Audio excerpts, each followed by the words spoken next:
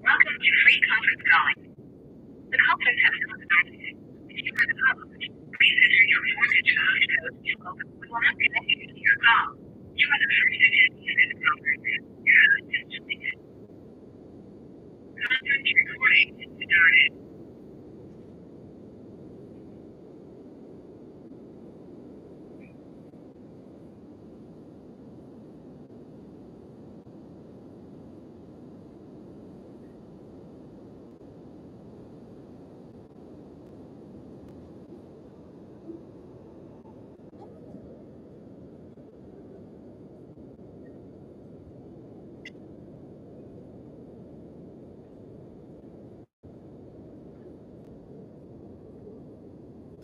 Any empty seats?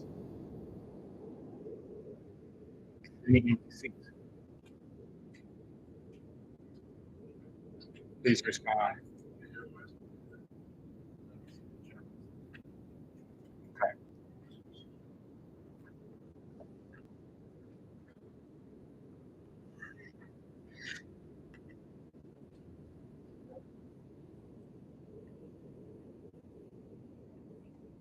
Okay, family. Most High Christ bless everybody. All right. So all praises, Israelites, to the Most High. All right. For giving us His Spirit to come here in fellowship, keep His commandments, and learn what His will is. So what we do is we go into the scriptures, and the scriptures will tell you what the will of the Most High is. Let's get this thing going here.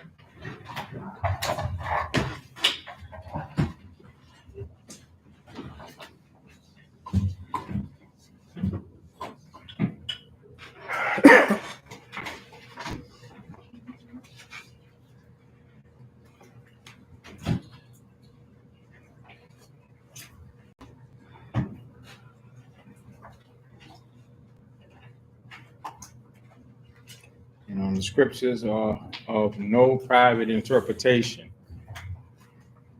So once we read the scriptures and we're going through them, when it resonates with you, thus says the Lord, and what it is, guess what? That's exactly what you're supposed to be doing. You're supposed to be doing what's wrote, regardless of who's reading it.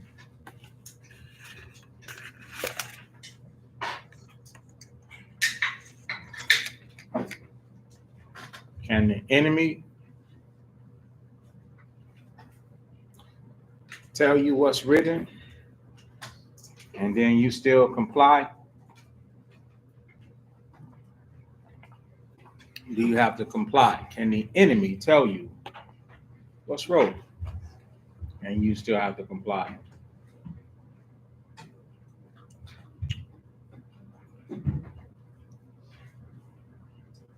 Okay.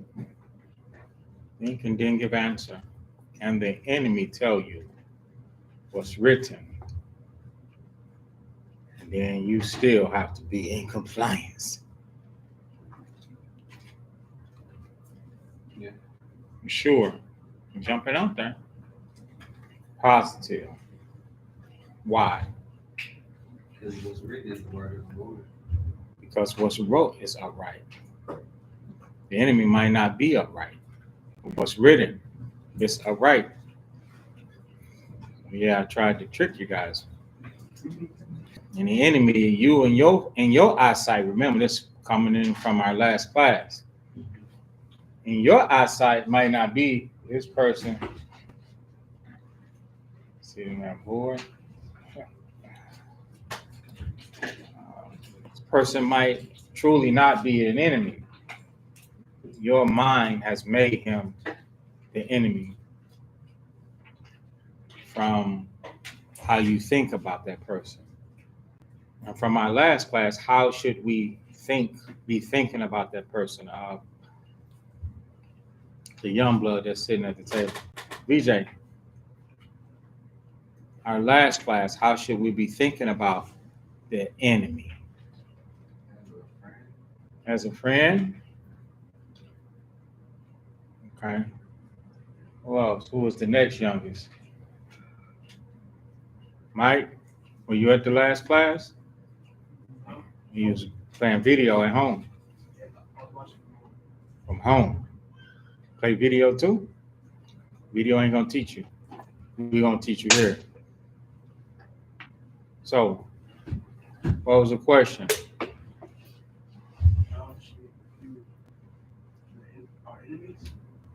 Right.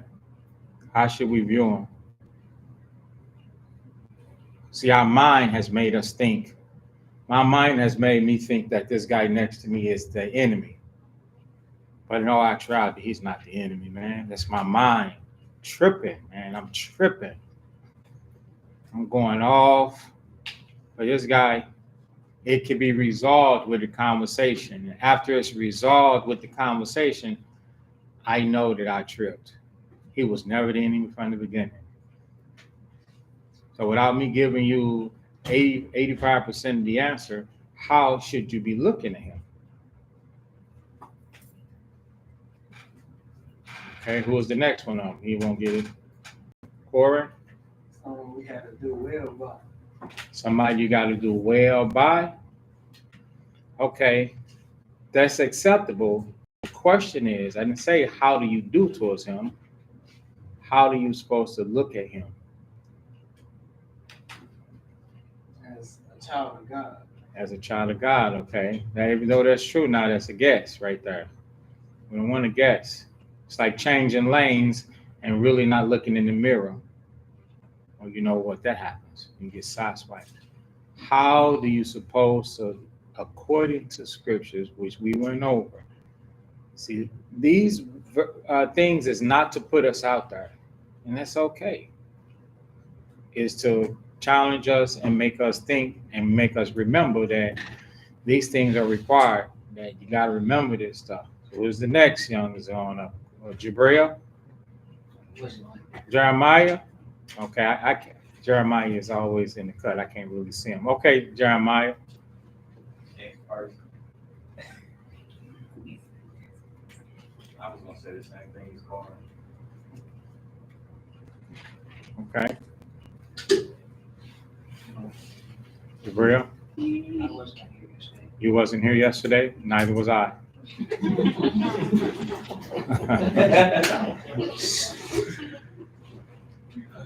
Okay. You're sure, like, don't call me. You sure? No, don't call me. How should we look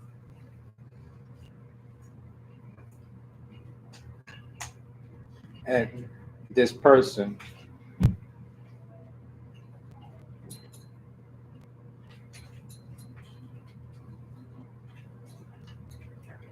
Philippians 2.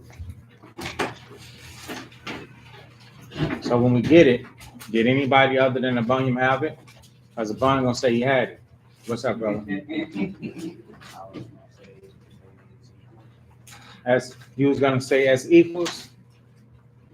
Okay. Well, not quite, but I get where you're going. So let's show what the scriptures. Hurry up and get it. In the book of, you got a hard copy, you got a physical Bible, Well, I do. open it up. That's how you get to know it. I said Philippians chapter 2.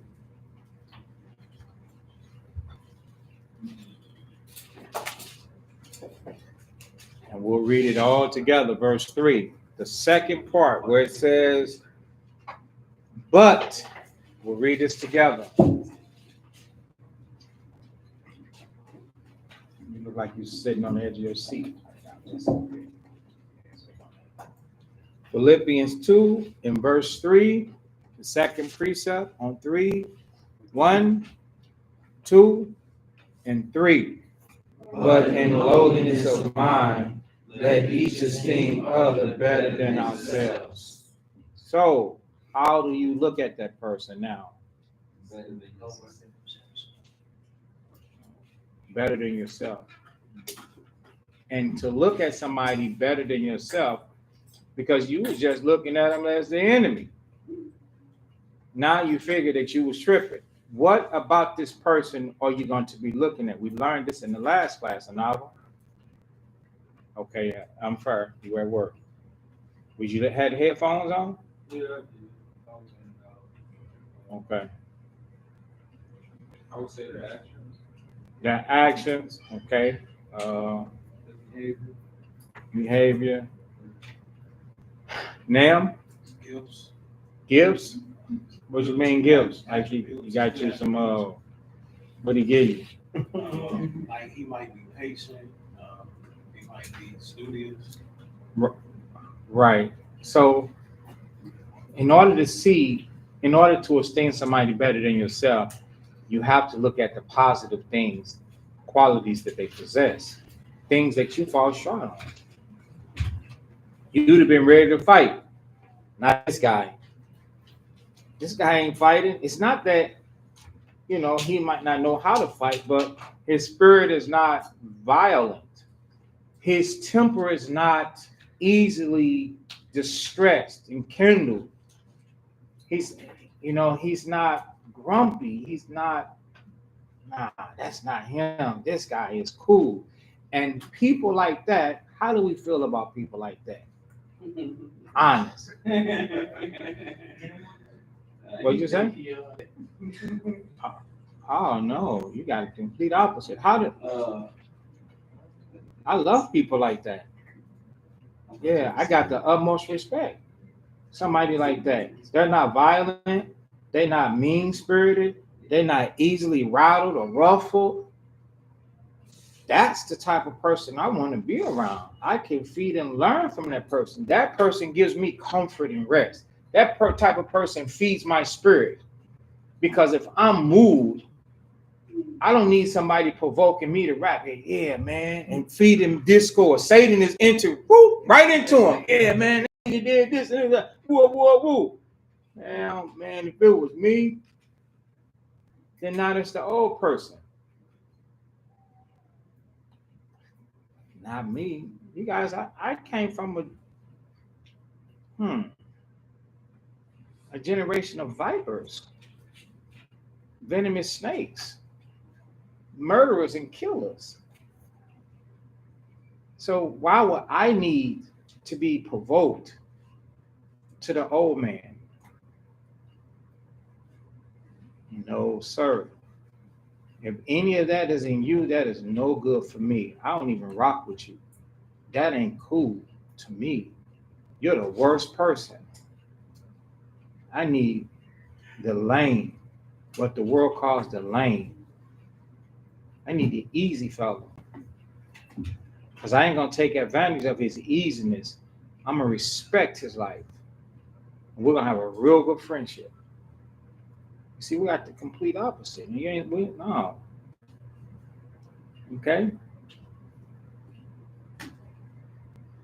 So we should esteem others better than ourselves. You're supposed to be able to look at this guy and say, this dude cool, man. He does this, he does that. You should know, because if you're building a friendship with him, what type of friend is he to you? Sisters, you building a friendship with this woman. What type of friend is she to you? You know, not only does she salute you, but you asked her to go a mile with you, she went twice. You asked her for help and support, she was right there. You were needed some assistance and she was easily imposed. What is it to be easily imposed on? That means that person find the moment and the time for you because of your time of need and distress. Do you just take that? That means nothing to you? When this person, they could have chosen to do anything and be anywhere, but they put themselves second for you. Are you that type of being to where you will put yourself second for someone else, or are you the type of person you don't have time? Easily imposed on. Are you the type of person to let somebody know how you had something to do, how now you can't, this, that, and the third? So when you see somebody and they deal like that with you, are they better than you or worse than you or just like you? They're better than you. And if you can't acknowledge that, then something wrong with you. Ain't nothing wrong with them.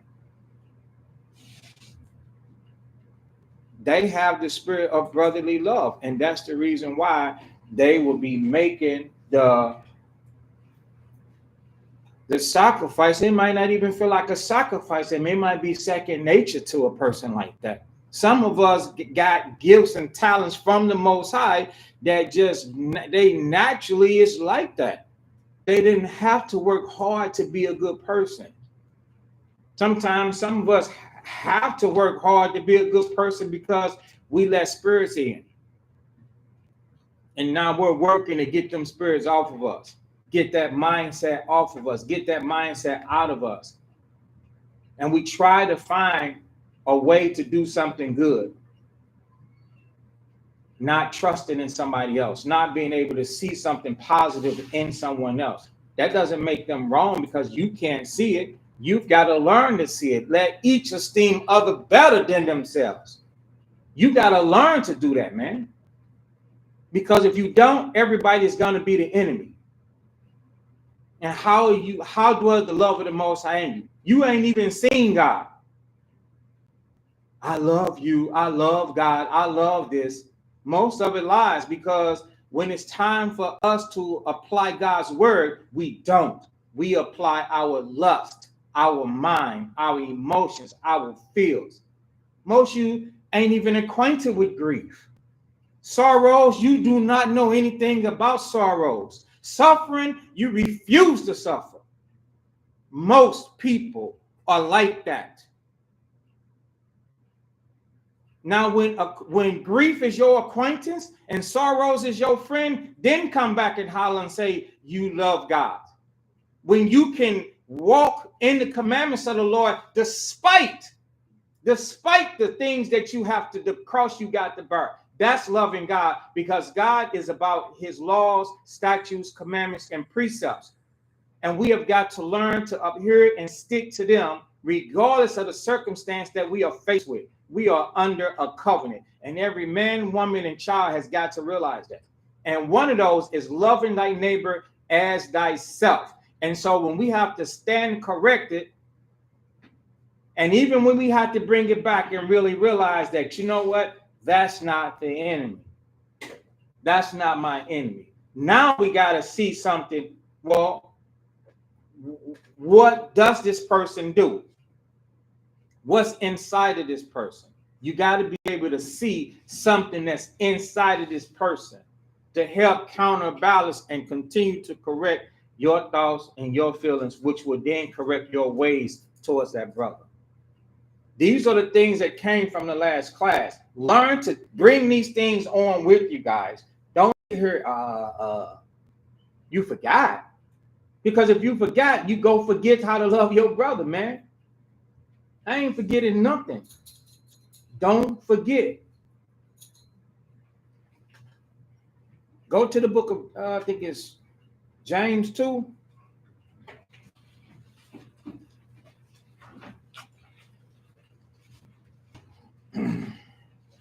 Not James 2. Bear with me.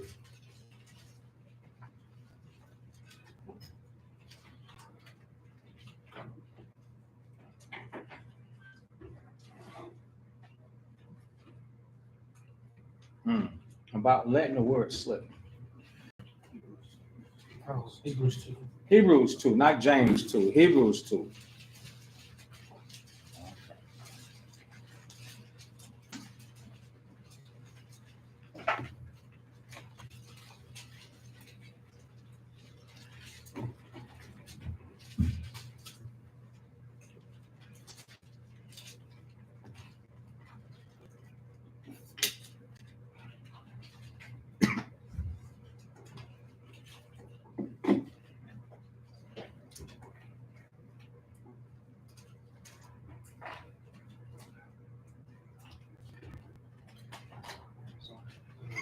Listen, Hebrews chapter 2, verse 1.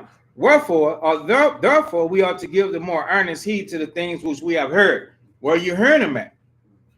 While you're learning. You're not supposed to learn, bro, and you can't regurgitate.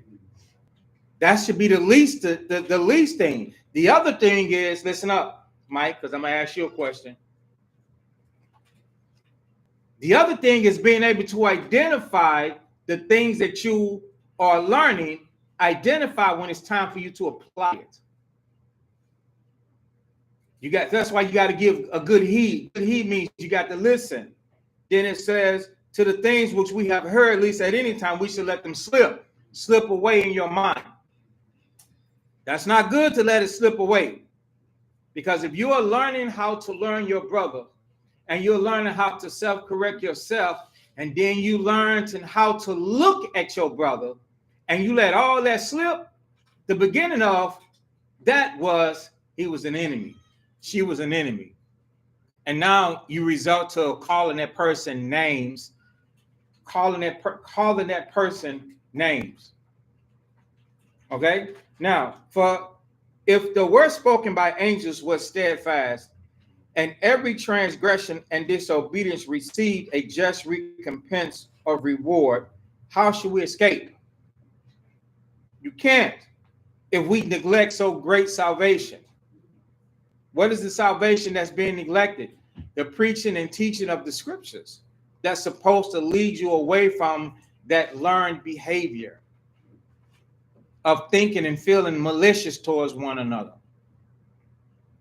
which at the first began to be spoken by the Lord through Moses, and was confirmed unto us by them that heard them, of the leaders and teachers.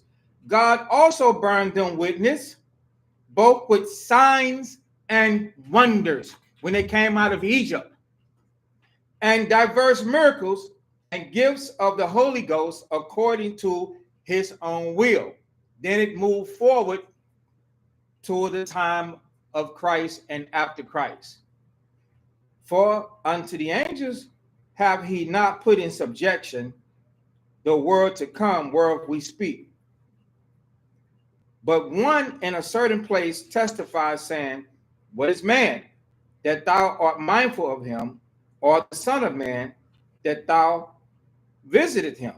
Thou madest him a little lower than the angels, and crownest him with glory and honor, and didst set him over the works of thy hands. Thou hast put all things in subjection under his feet. For in that he put in all subjection under him, he left nothing that is not put under him. So it's talking about the Christ, and it's talking about people. So you can't say, well, there's another way of doing things. It says, but we see not yet all things put under him. Why is that? Because all the nations are not gathered together.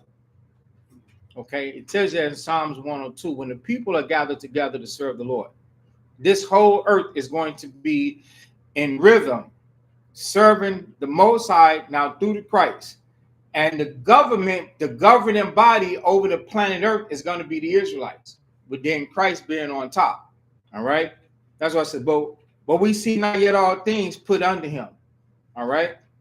Because remember, what did the Lord tell him? Sit thou until I met thine enemies thy footstool. All right. Now, verse 9. But we see Christ, who was made a little lower than the angels for the suffering of death. And that was setting the example. Okay, the brotherly love example, setting the example on how to worship and serve God according to the scriptures and not worship and serve ourselves. Crowned with glory and honor, that he, by the grace of God, should taste death for every man. Let's see, bring this to an end so we can get back. But it became him for whom are all things, and by whom are all things, and bringing many sons to glory. So bringing many sons to glory is referring to teaching us to now be acceptable in the sight of God and not just us living our free will life. Okay. Let's see. To make the captain of their salvation perfect through sufferings. So you heard me say something about being afflicted and sufferings and grief, right? Right. Okay. So when we are living a life in the truth, and you have to now deny yourself of ungodliness and worldly lust, that's biblically and scripturally saying denying ungodliness and worldly love, but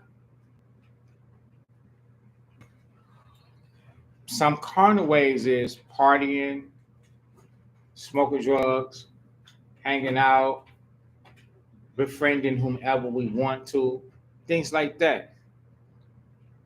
When you can't, when you know, let's say in the beginning, when you used to doing that, and then you have to stop, all of a sudden, how do you feel? All of a sudden, now how do you feel? You feel some type of way, right? Yeah, you'll feel some type of way. You're supposed to feel that's a suffering because these people are going to the swimming party. What's at the swimming party? Nakedness, people in their flesh. Others are going, I'm not saying you can't swim. I'm being very specific. Let's just say there's some type of swim party. Let's just use, like say for instance, we watch television as an example, right? Okay. At television, you're on television, you see them at the swim party. What do you see them doing? Drinking and snorting coke, right? Flipping off the diving board, having sex in the pool, right? A situation like that, that's completely unlawful, right? Okay, so with that being said, if you were somebody that was unaware that you were a saint and that you were a child of God and that you were the Israelites, I ain't saying you didn't believe in God. Because in everything that I'm saying, I could tell my life story. I used to go to swim parties.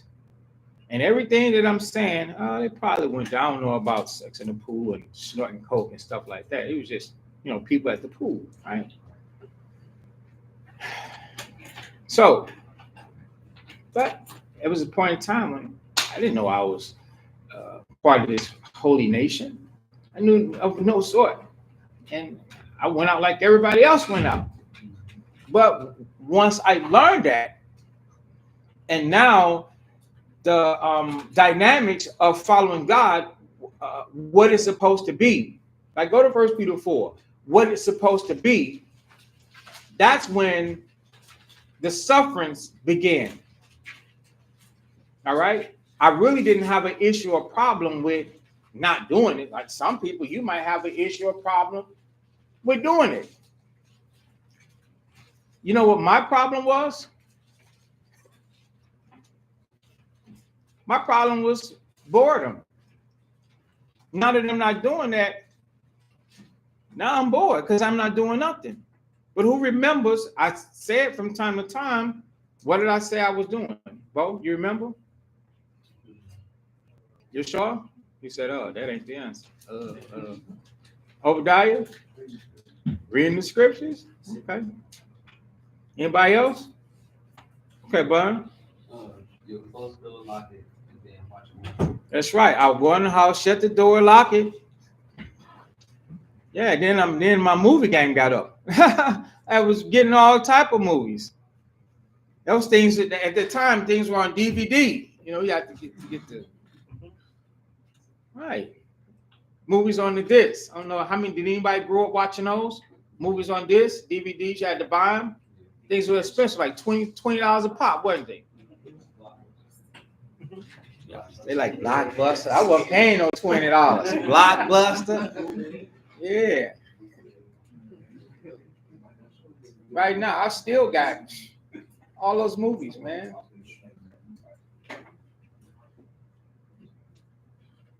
All right. So boredom. That was my thing right there. Boredom. Not the fact that I couldn't do it. I didn't want to do it because the Lord said not to. 1 Peter 4.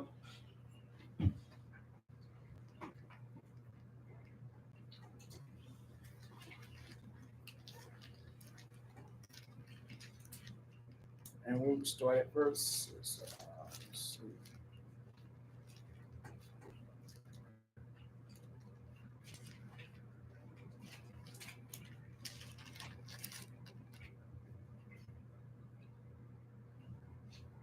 Verse 1. For as much then as Christ hath suffered for us in the flesh, arm yourselves likewise with the same mind. For he that hath suffered in the flesh have ceased from sin. So this is literally telling you what's going to happen. That you're going to experience suffering. You're going to experience something, right? All right. So in experiencing something, the fact that you hurting is denoting what? That you're not sinning. You're refraining yourself from it. If you are an addict, right? If you're an addict, the addict is hurting because the addict doesn't have what? Because he doesn't have the drugs. That's right. He's hurting because he don't have the drugs. And as soon as he get the drugs, then all the anxiety and all the body aches and all the pains, then that stuff goes away. He fulfills his fix. So that's how it is with us. If we're in this world and we're suffering because we are denying ourselves from the sin, some type of sin. Your sufferings is not for nothing. Inside of your mind, you want to do something. Right? Inside of your mind, you want to do something. And because you're getting taught the Bible, you're getting taught the scriptures, you have friends and people that love you and people that care about you telling you, nah, brother, don't do that. Don't do this and don't do that. Don't go here and don't go there. And they telling you not to do this, that, and the third. And you know that they right, and you trying, now you suffering. Because you're what? Please say trying. Trying. That's why you're suffering. Because you're trying to do the right thing. Another reason why you're suffering. Who can guess that other reason why you're suffering? This is the main reason why you're suffering. Because you're growing. Because you're growing? Mm-mm. This one you're going to have to get. Why? Oh. Because you want to. That's right. Because you want to. Okay? Remember the book of James? Chapter 2. You longing for it, you lust after it, you kill to have it. Yeah, you're suffering. So all of our people that you suffering, that's why you're suffering, because deep down inside in the membrane, it's going insane because you want to. You want to do something. Now, some you will not admit it and say, yeah, I want to do this. Yeah, I want to do that. Because you know you're not supposed to. You tell yourself, nah, or you tell others, nah, I don't want to do that though. But you know deep down inside, you want to get buck wild.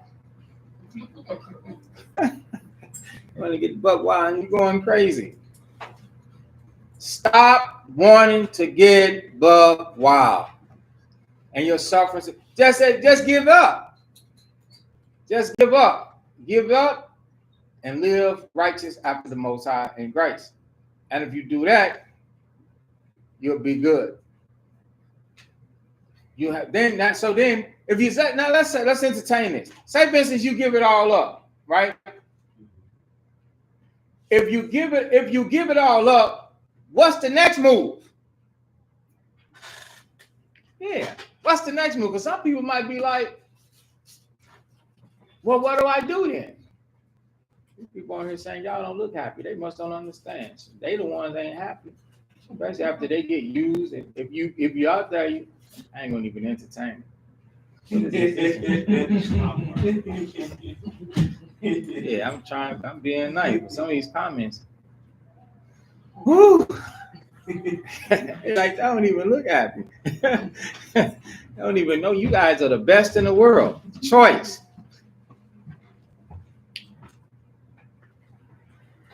So once you give it all up, what do you do?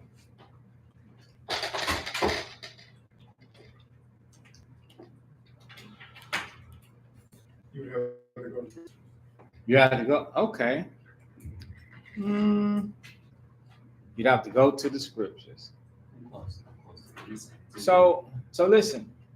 That Bible in front of you, it can read it. You can read it, and okay, it may comfort you. Certain people get certain things out the scriptures, but then sooner or later you're gonna have to close it up. And once you close it up, then what do? You walk in it. Listen or look at it. Looking or listen. See, you know, why not find a brother?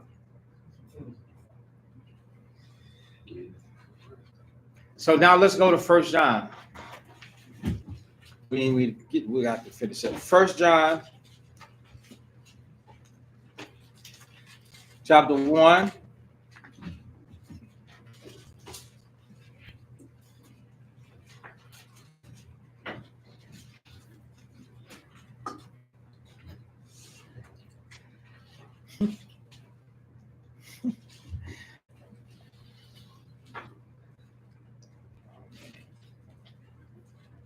All right.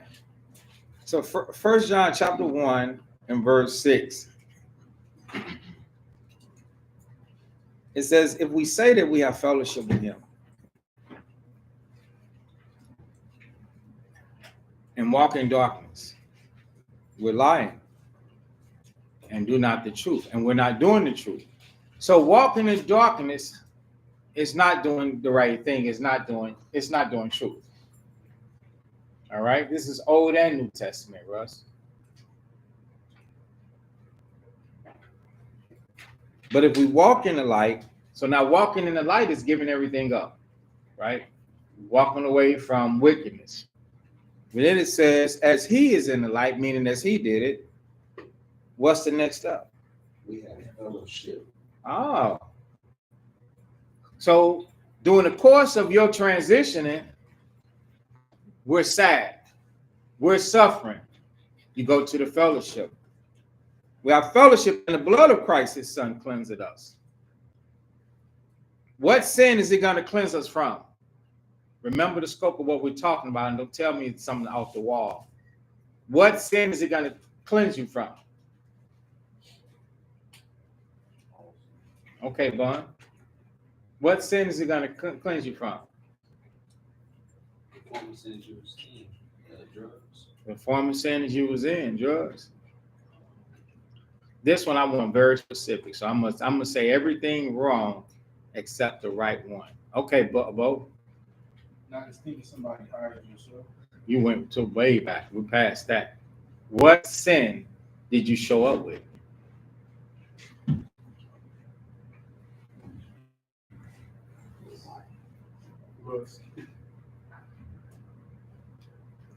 Okay, so let me entertain that. You said lust. You showed up with the sin of lust, but you wasn't doing it, or you wasn't Uchi and Coochie, you didn't get it. You know, like this song Friday After Next, he ain't gonna get it. I hope you don't get it. You didn't get it. So you didn't get the girl. Stay with me, Yeshua. Right? And you show up wounded. Right? You show up to the fellowship wounded. You hurt. What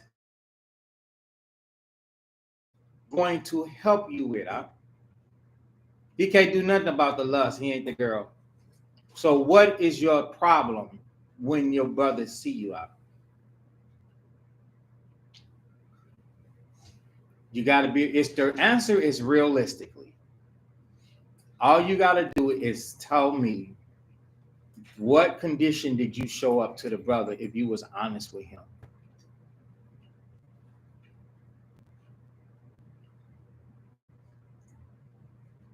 Anybody else? Okay, go ahead. You're taking long. No, I was gonna say, we used to be about the sins. Anybody got some tea? Come on, man. Bun. You showed up in the condition where you really broken. You showed up before a lot of times. Wore me out. And you showed up in your sufferings. And what was your sufferings?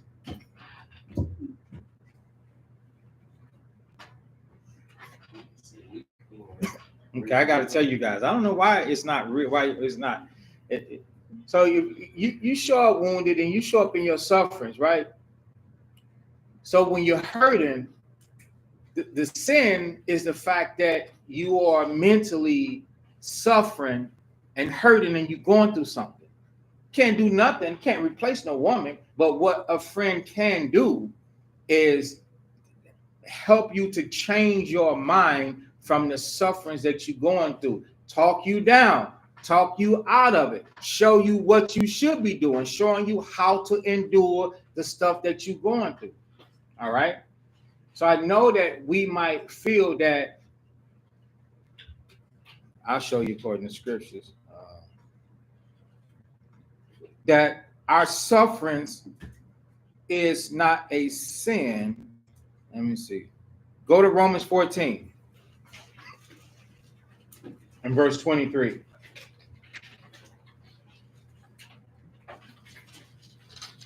Romans chapter 14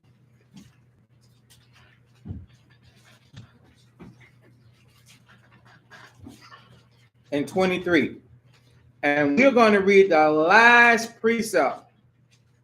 Although it's talking about one thing, we are utilizing it for a wounded, broken heart that has nowhere to go but to his neighbor, but to his friend. Brother show up to another brother, a sister show up to another sister, feeling some type of way. Romans chapter 14 and 23, the last part on 3. 1, 2, 3. For whatsoever is not of faith is sin. Period. So when brothers show up, you know what I mean? Bunyan, can I speak on it?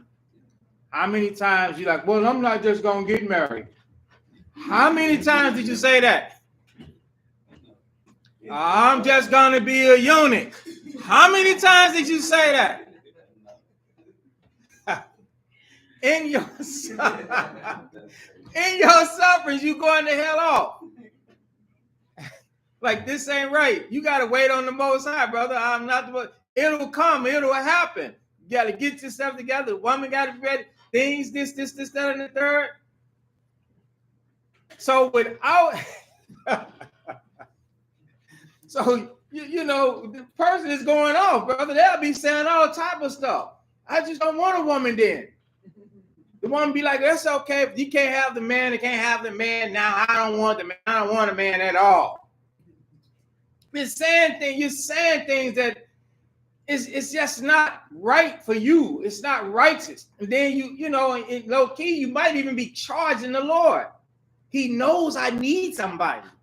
Yes, he knows. But even before you need somebody, even more, you need to be spiritually and mentally sound and grounded so that you don't take the toxicity into a marriage. So you don't take that into a relationship with somebody. We're adults, we've got past, we've got trauma, we have to heal. Yeah, you got to heal. You got to be in a good place and a good space where the next chapter is the best chapter. Not rebounding. You don't rebound on somebody else. No, that's not you. You could never care or love somebody like that, man. So, hey. So let's go back to 1 John chapter 1. 1 John 1, what is it? I just have a question. Okay, he has a question. Go ahead. So that last precept means what is supposed to happen was destined to happen. If you don't believe it, that is sin. To not have faith is a sin. Okay? To not have faith is a sin. So if it's something that, because who are we really challenging with our lack of faith? It's us. Huh? It's us. I'm sorry. It's us.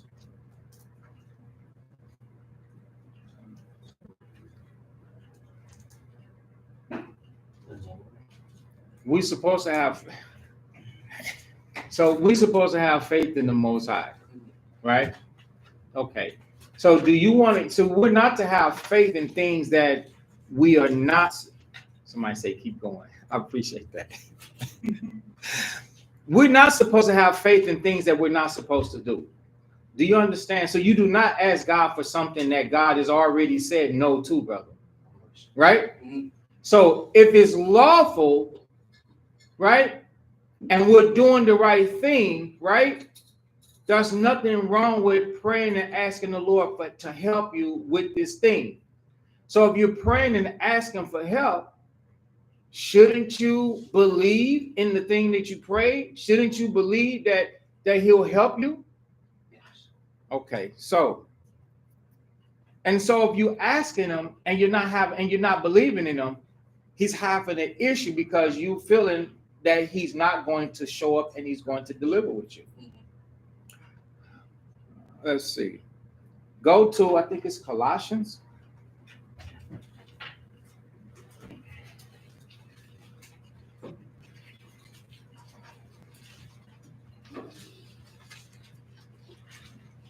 Ephesians, not Colossians. Go to the book of Ephesians chapter 3.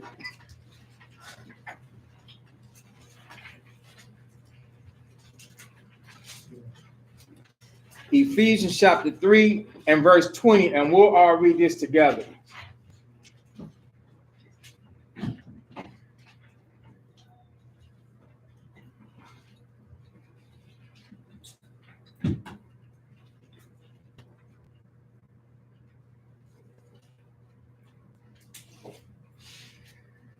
Ooh.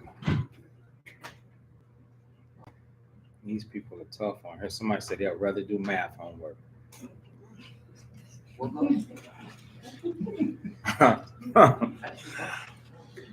People really hate the Most High. And careful, watch it. Some people, you out there looking for husbands and wives amongst just out there in the world. I literally said nothing wrong. And scoff after scoff after scoff.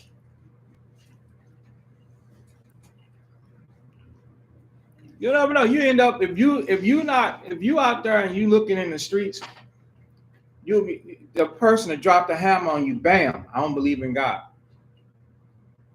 Happened to a brother and her.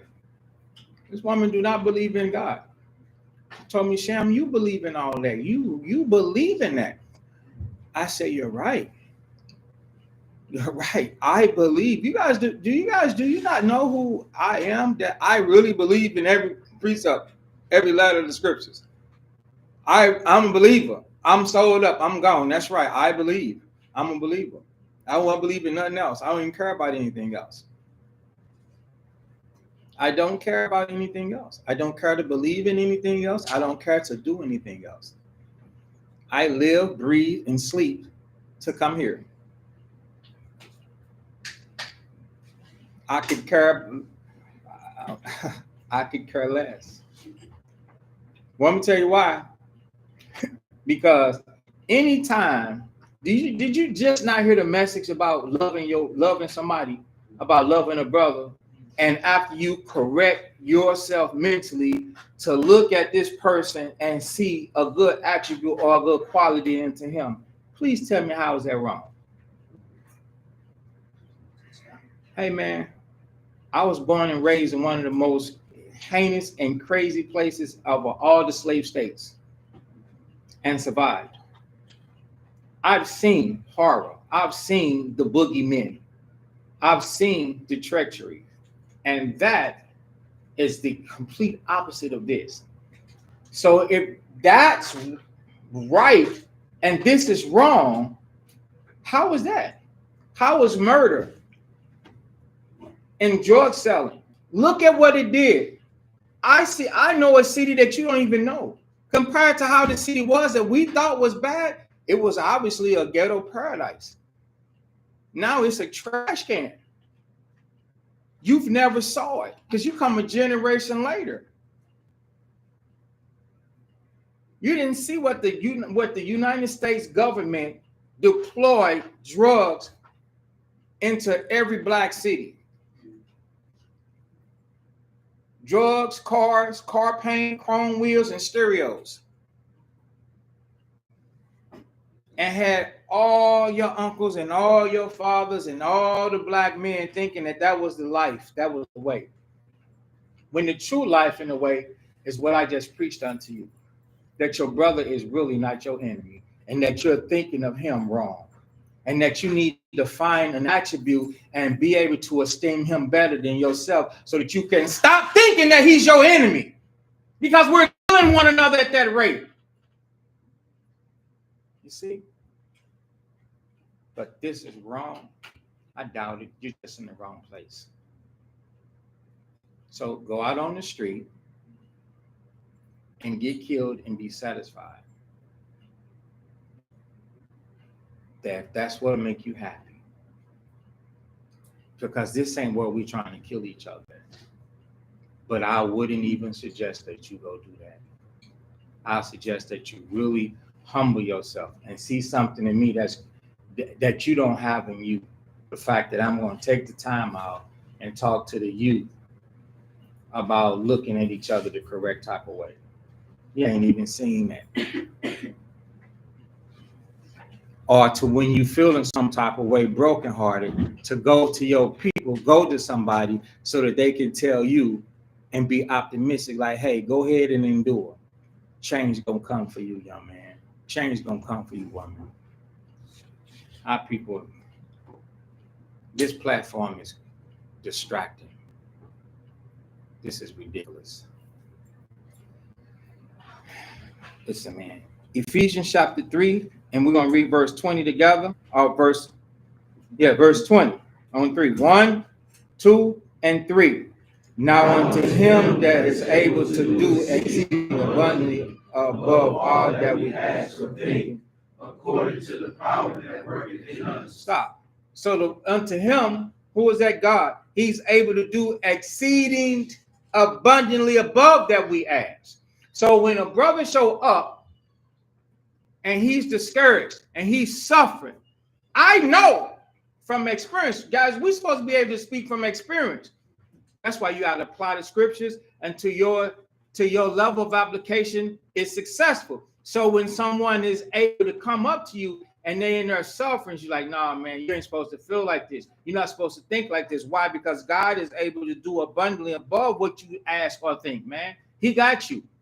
All you need is some more patience. You need time on your side. You understand? To him be glory. So give the glory unto the Most High. He'll got you. He got you. He'll hold you down. It'll happen. All right?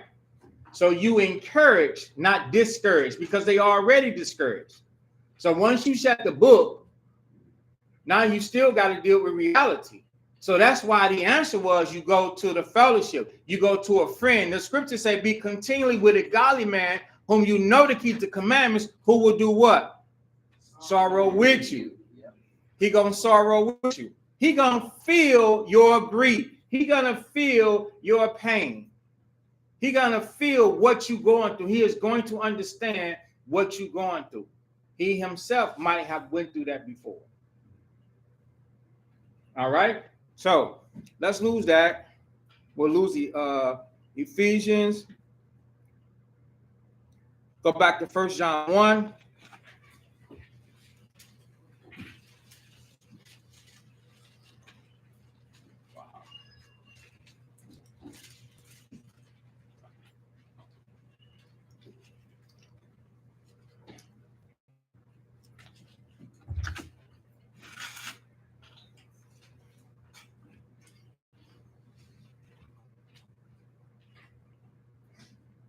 So now, 1 John 1 and 7, if we walk in the light as he is in the light, we have fellowship one with another, and the blood of Christ, his son, cleanses us from our sin.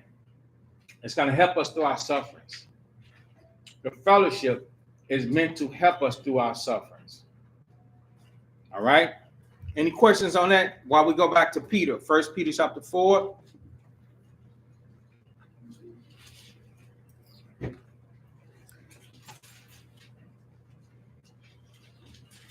In verse 2, that he should no longer live his life, that he no longer should live the rest of his life in the flesh.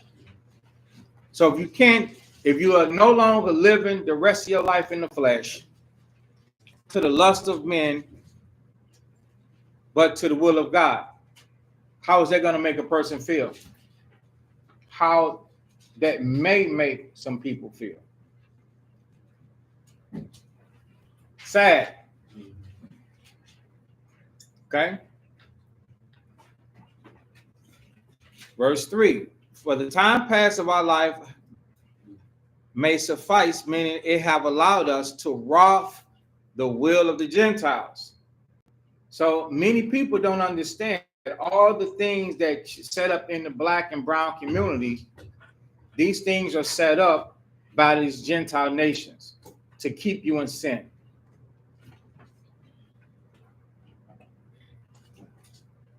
Christian churches, Muslim mosques, Roman denominations of religion, idols, liquor stores, weed dispensaries, Planned Parenthood, roach motels. You see, all of those things are set up by these Gentile nations to keep you sinning. Smoking of carbon monoxide, tobacco products. See? All of those things are set up. And they put the disclosure on the packet. It's going to cause lung cancer. But that's okay. Once you're addicted to it, that's on you. You're going to keep inhaling it until you drop dead. And although you think it's not, it doesn't happen, it ain't going to happen to you, you're going to stop it before. I hope you do. Because I'm on your team. Pharmaceuticals. Instead of plants, medicines, plant medicine, not base, plant medicine. Instead of plant medicine. They don't educate you about that. They stuff a pill in your pocket. That way you just another addict. Okay? When we walked in lasciviousness, sexy clothes, another sin. Banquetings and abominable idolatries. Banqueting is some type of unlawful gathering. There ain't no righteousness there. So when you stop doing those things right there, you're going to feel it. You're going to feel the boredom. You're going to be thinking about stuff, the good times that you used to have, the people that's going to be there. What about your homeboy? What about your homegirl? Because the Lord a lot of times don't call friends. He'll just call you. Go to the book of Isaiah.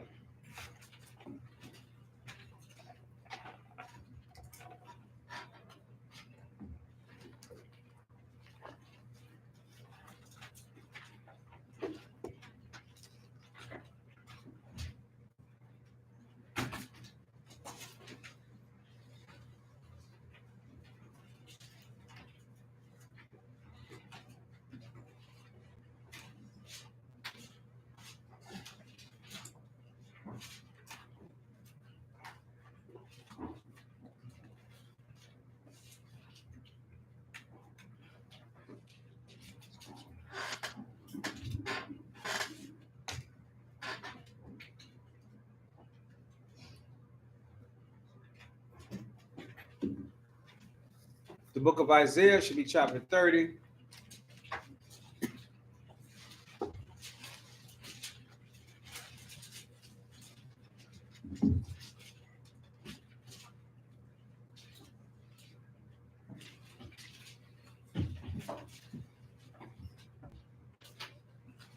In verse 20.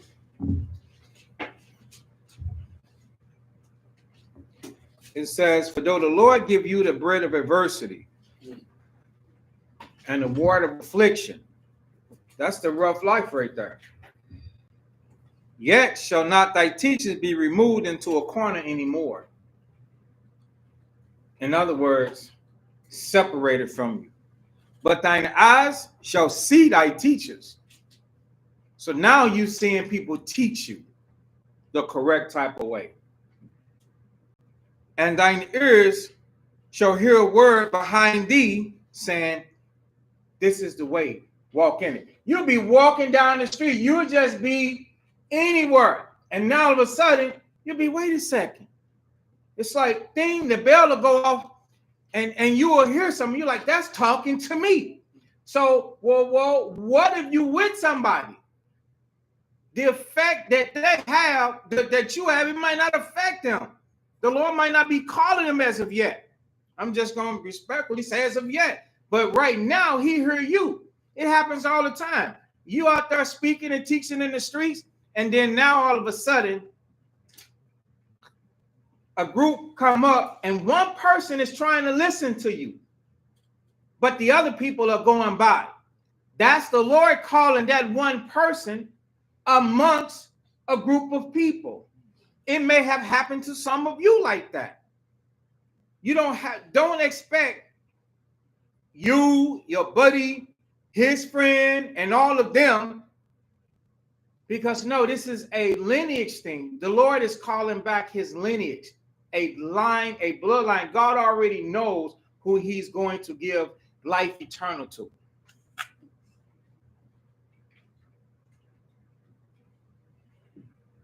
All right.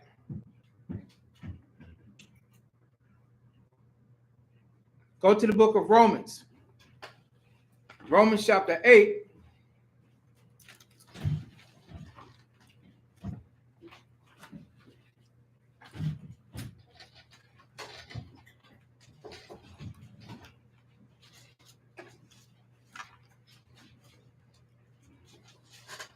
What's up, brother Michael?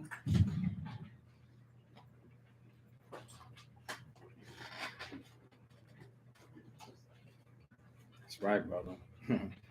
We all pray.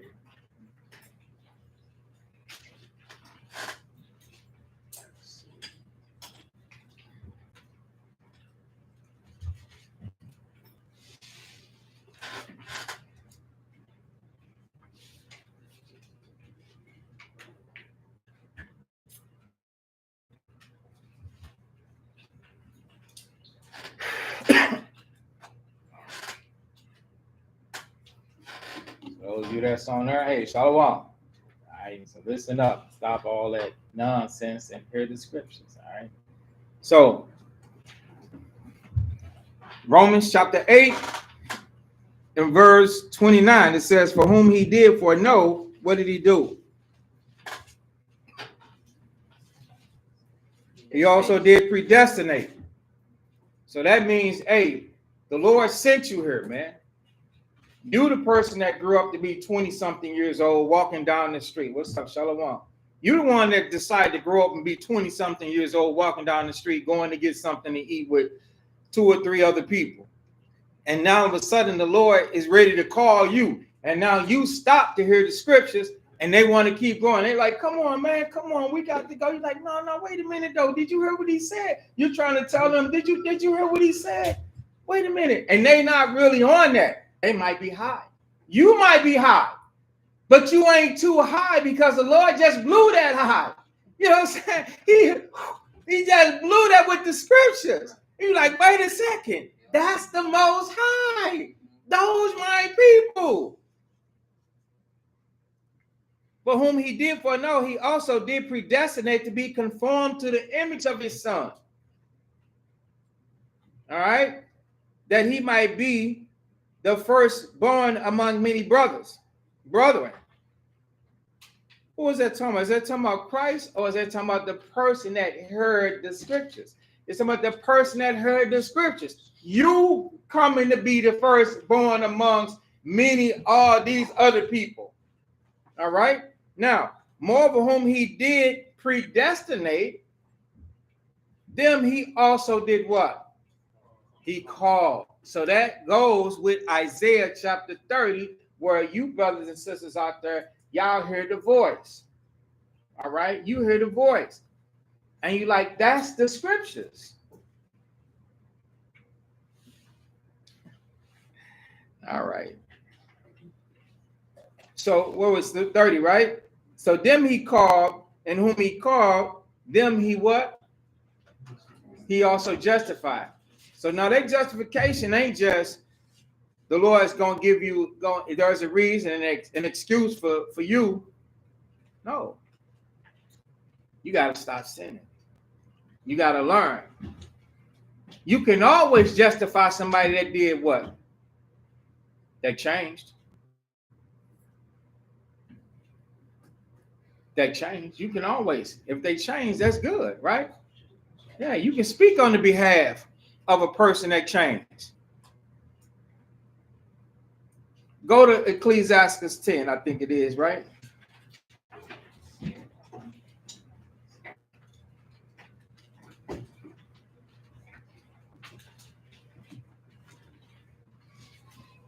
Ecclesiasticus chapter 10 and verse 29.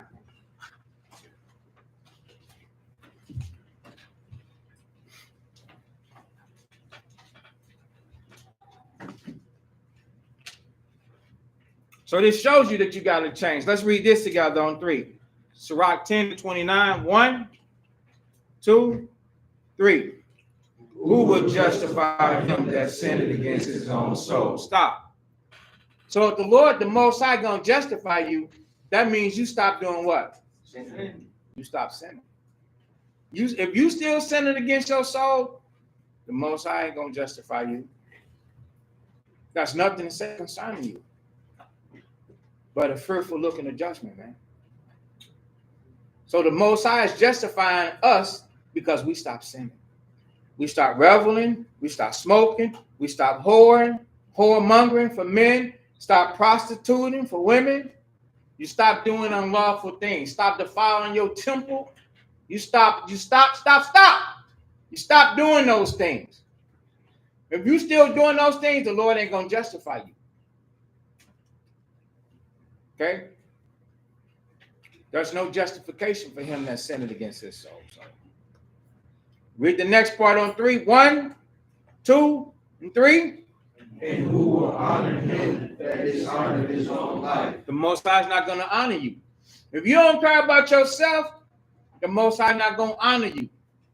You must show that you care about yourself through change, by repenting, by stop sinning against God's laws. Because sinning against his laws is sinning against yourself. You're defiling your temple.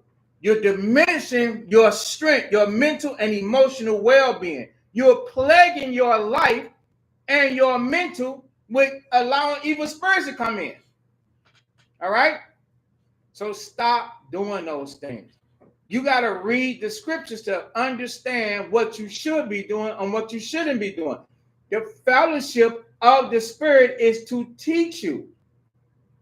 You don't just pick it up on yourself and read only. Now you can do it, and everybody is taught to do that, but it's accompanied with having teachers. All right? It's accompanied with having teachers too. And fellowship with the saints that keep God's laws. Not these people out here that don't keep the laws. There's nothing wrong with being at peace with them. But no, I don't want to hang out. I don't have time for that. Right? Don't have time for the boogie down. I don't have time for the, yeah, but she got a friend. Ain't got time for the whoring. No, I don't have time to get high. That's defiling the temple. You don't want to get high. You don't want to do any of those things. All right? You got time to come and hear the scriptures. All right? That's what we got time for, the word of God. To get in, to sharpen our mind. All right? So, let's see. Let's get to our series. It's a long way off. Go back to Sirach chapter 6. Ecclesiasticus chapter 6.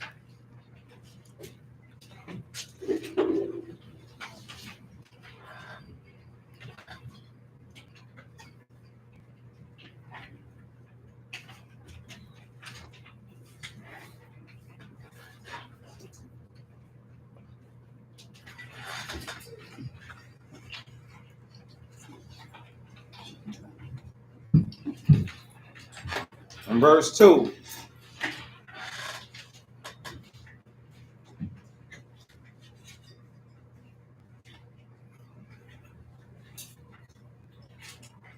Can we talk about marriage? Well, the topic is not about marriage. These dudes screaming on the sidewalks. Yeah. We're sorry about that.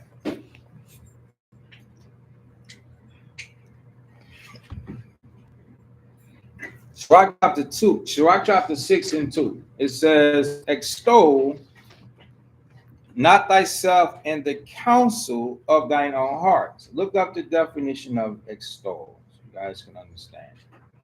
Let's see if I can find it.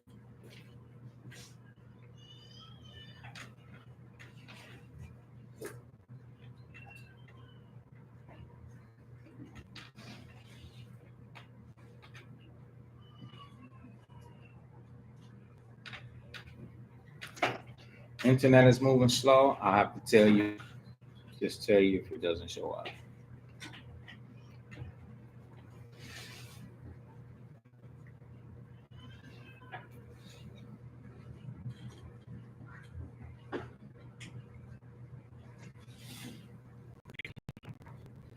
Extol. Let's see, this thing should be on speakerphone.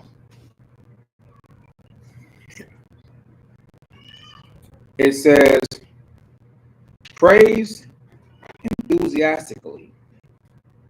Praise enthusiastically. So, extol not thyself in the counsel of your own heart. So, if you're going to praise your own counsel enthusiastically, what does that look like? Right. Okay. It looks like pride, but Like a zeal. okay. A zeal. So let's put it like this. So Bunyan just comes in, right? rebellion comes in, and you're talking to him about a situation, and all of a sudden he begins to praise himself on why he did what he did. I guess I just gave the answer. I guess I get,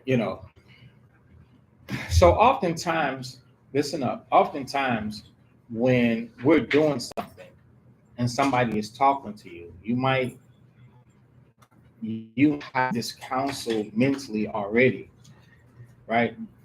In other words, we have to be careful because what if we're wrong? So you got to be mindful of giving your counsel credit. You may be wrong. Go ahead. So like having high hopes. Huh? So like having high hopes, like to extol somebody. Is that the same as having high? No. Let's not force and fit that. Let's just use what I'm saying, and then you don't have to rearrange it. The scripture says, extol not thyself in thy own counsel. So you set out on a mission to do something. Let's just say you're going to invest in something, right?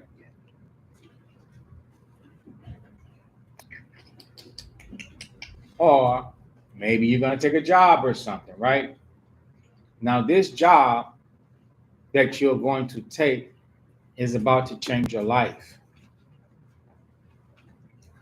Now, in your mind, like, okay, there's nothing wrong with working this job, so on and so forth, this, that, and the third. Absolutely. Now, in your mind, you already got this counsel. You already got this counsel on what you're gonna do and how you're gonna do it. However, what is the counsel going to do? It's going to your counsel. You didn't include the Most High. That's a problem for you, So now you praise the ideal that you have. You can possibly end up in spiritual danger. How? Because we're a spiritual people, and being a spiritual people, we seek to always be connected to the Most High. Now, a lot of people say, "Well, yeah, I know that I'm supposed to keep the commandments. I'm going to keep the commandments regardless, right?" And that's true. But what if the job has got you working on the Sabbath? You can't keep no feast days. You cut the umbilical cord. When the Lord said He was the truth, the life, and the way, you cut the umbilical cord. Now you just have, you have no true heart fellowship. When the true heart fellowship is our life, for those that believe. Now you got some believe they just full of words. You understand? They just full of words. They love the Lord. They say they love the Lord, but there's no proof that they really love the Lord. They're not able to love the Lord. Go to the book of Sirach, chapter, I think it might be 38.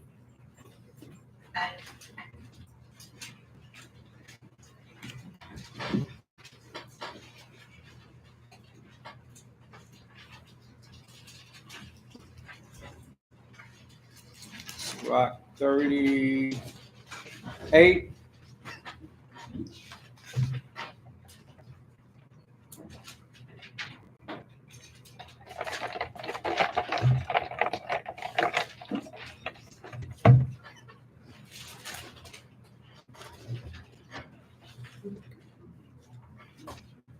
So we're going to hold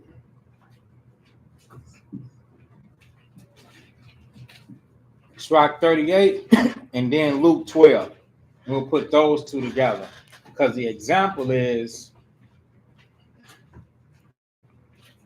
the person extolled the counsel that they had higher, and they praised themselves in it. Now, to each his own. We'll have to just take this and put this where it fits. If, you know,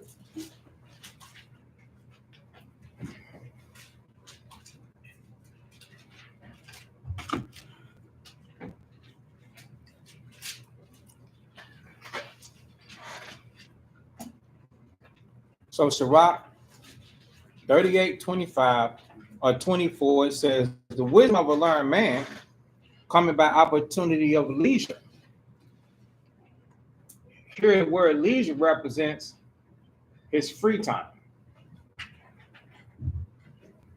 But this guy ain't free no more, because he took it. What he's doing has taken him away. And he that have little what? Business shall become wise. What is little bit? What is the business? Work. Work. You ever been teaching somebody, and the first thing, once they ask you about the fellowship time, they say, oh, well, I work Monday through Friday from this time to that time. They never have time for what? For the fellowship. So they ain't gonna have time to learn. Moving forward. How can he get wisdom that glorieth, or that holdeth the plow and glorieth in the gold? That's the job. But yet, what did he do? He extolled himself in the council. He come up with this plan. And even though the plan is going to take him away, he doesn't see it. Be mindful of your counsel. What the Bible tells you about your heart. It's deceitful above all things and desperately wicked. So your mind will come up with a way to try and deceive you to do what it is, to do what it is it wants you to do. And it may be setting you up for failure. Then it says that driving oxen is occupied in their labors, and whose talk is it of bullocks. He giveth his mind to make furrows, and is diligent to give the kind fodder. So every carpenter and workmaster that laboreth day and night, or night and day, and they that cut and grave seals, and are diligent to make great variety, and give themselves to counterfeit imagery, and to watch finish a work. The smith also sitting by the anvil, and considering the iron work, the vapor of the fire wasted his flesh. So he's burning it and heating it up, and he's like, think. He's hammering, he's trying to fashion that hot metal while it's movable into how he wants it. And in his mind, he's jamming. What is he doing? He has forsaken the fountain of wisdom, which is the word of God. He has forsaken the fellowship.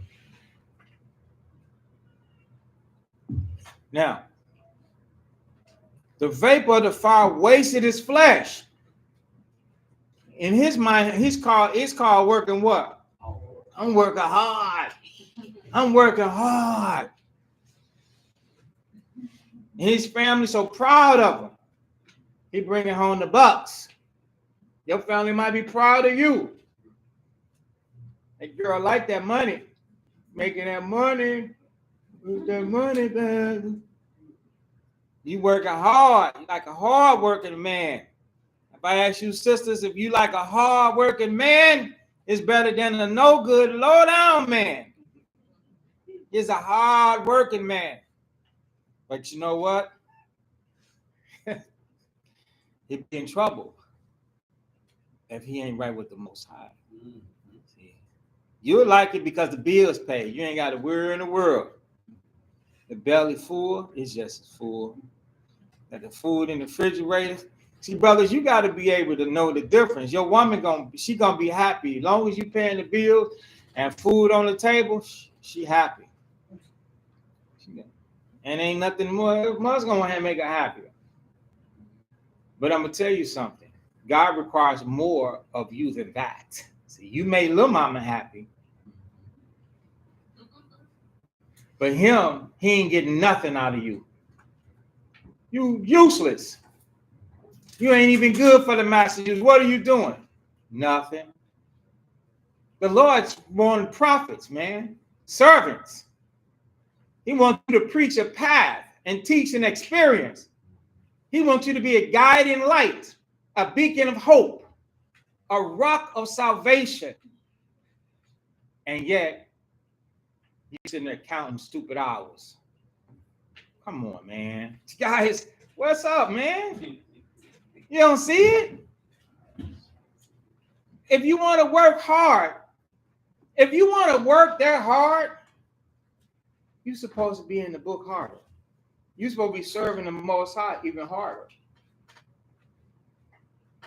That's right. You're supposed to be serving, participating even harder. Your fellowship is supposed to be even stronger. When it comes to the worship and service of the Lord, you know what it's supposed to be like? The scale's supposed to be tilted. That's right. It's supposed to be tilted to where the heavy side is the Lord and the light side is that job that you got. And even though you do a lot there and you working your behind there, it ain't supposed to be weightier than the Lord. If it's weightier than the Lord, so we're going to read about that. That's why I got you to hold them 12. See? And what put you there? Your bright and brilliant counsel got you there. I'm going to do this and I'm going to do that. It walked you right away from the Most High, man. You esteem this as little. No, that ain't nothing, because you looking at flesh. These people are here supposed to be trying to pour in and feed into you. You don't even understand the end of your days. You don't know when the Lord going to sit you down and put you to rest and bring you back to him. And you spent your time being used and abused by the clock. Come on, man. You guys got to be smart in that. You satisfied her, did you satisfy him? Who was her? Corey? The woman. Yeah, the woman. Don't have to. It's the woman. Satisfy her. How did she get satisfied? You. How did she get satisfied? What's your name? Chase. How did the woman get satisfied, Chase? There you go. Food on the table and provided. And so she's satisfied. You know what she might not do, Chase? She might not be minded to correct you and say, baby, you slacking when it comes to God. Because she's already satisfied. She's happy. She might not, you ain't did nothing wrong by her. So she's satisfied. But what she don't know is God requires a bigger sacrifice. And that is something that you're not giving. All right, let's see. We'll fast forward. Verse 31. Let's read this together. 1, 2, 3. All these trust to their hands, and everyone is wise in their work. That's right. You know what you're doing. You trust in your hand. So what's another word for hand other than job? What did the precept tell you not to extol yourself in? You trust in your counsel. While you trusted in your counsel, you have been at work busy. You got it going on. That counsel is in full motion. It got it going on. You told yourself to get that job. You told yourself to do this, that, and the third. You told yourself to work hard. You told yourself to do all of this based upon the words out of your mouth, your counsel. And you trust to that. What would make a person trust in that thing? What would make them trust in that counsel? The money. The money. They be like, money is good. Oh, it's good. You see it pay off. Oh, yeah. You got something to spend and something to hold and fold. Oh, yeah. It's good. I'm good. but you're really not. See? And some people be wondering, like, man, why are you saying that? Is there more people serving the Lord? Listen to the question. Is there more people serving the Lord than not, or more people not serving the Lord than it is? That's right. There's more people that's not serving the Lord, right? But they are working at it. And a lot of them that's working, that's their excuse. I don't have time. They talking about, sir, this is Sabbath. That's my off day. Shh. That off day, they finna do something different. They going to the barbershop. They going to get a haircut. They going shopping. They doing laundry. They taking a visitation. They going to see the mother. They going to do this. They going to do that. Yeah. On the off day.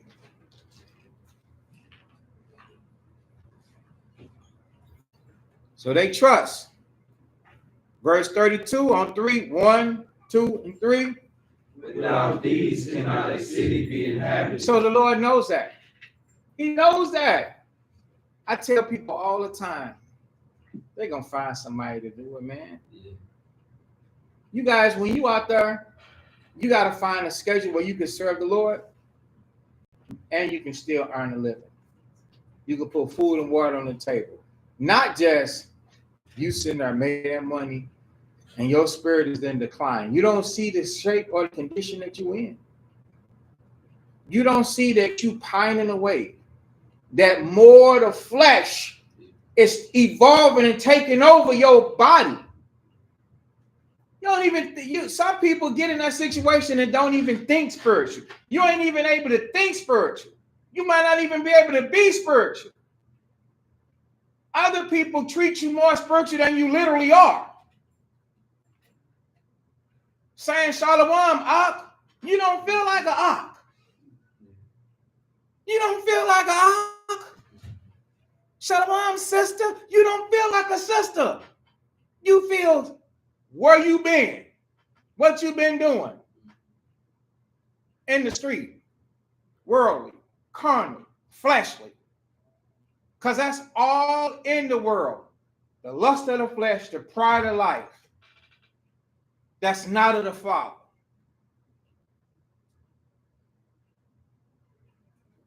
Hey guys, you can only be a prisoner of Christ if you want to be a prisoner to this. In other words, if you literally want to hold yourself to the guidelines of the scriptures, you will do it. Did any trust in God and were forsaken? All the great people in the Bible that you read about, what do you think they was on? They didn't get caught up in what we're talking about. They put the world first and then the Lord on the back burner, but with their lips was calling them Lord, Lord. No, they put the world on the back burner and they put God first, and God blessed them. When the Lord gave the law, statutes, and the commandments, he didn't give them a job. Yeah, he didn't say, now go to Esau and get hired. Go to Ammon and get hired. Go to Amalek and get hired. Go to Ishmael and get hired. No. He said if you kept the laws, he would bless you.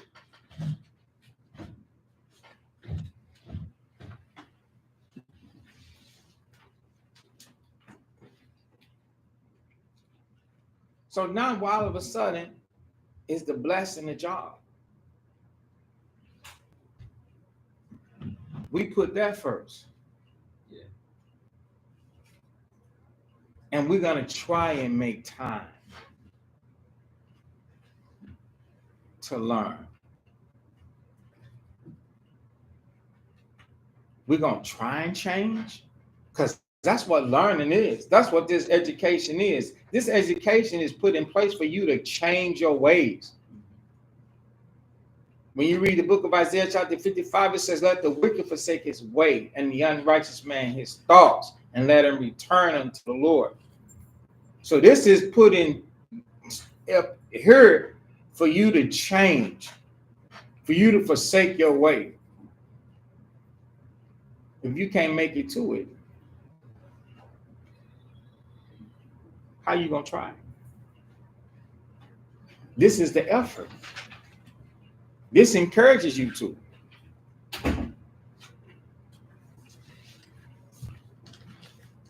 Before we move on and finish this little chapter here, I'll ask a serious question. In the fellowship, are you stronger or weaker? Without the fellowship, are you stronger or weaker? Legitimate question.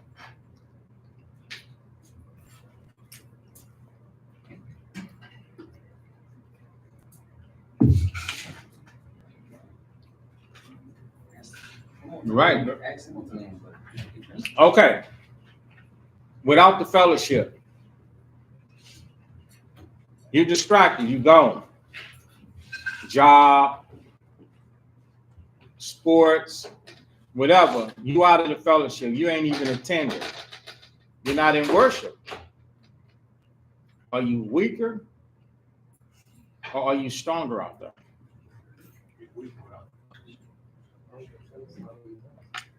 Okay. One say weaker. Anybody else? Weaker? You say you be stressed out? Stressed out? You be stressed out? What do you be stressed out about? Because mind you, we have to deal with people, so that does bring a lot of stress. Teaching and correcting people, and sometimes we go through this. If you're disconnected, what you teaching? But I'm finna hear from you. Forgive me. Oh. No, you're right. I have to listen to you. You are literally telling me what's going on out there on the street. So please do tell. Yeah, I was saying, like, dealing with people on a daily basis, trying to be a good example, correcting people. Some don't take heed, so you get stressed out. So that's why I say I be feeling weaker due to the fact that when I'm not around the fellowship, I be stressed out due to the fact that I have to deal with the bad examples every day, enduring that. And then when I do come around the fellowship, I feel more strong due to the fact that I'm around like-minded people. Okay. Anybody else? Yeah.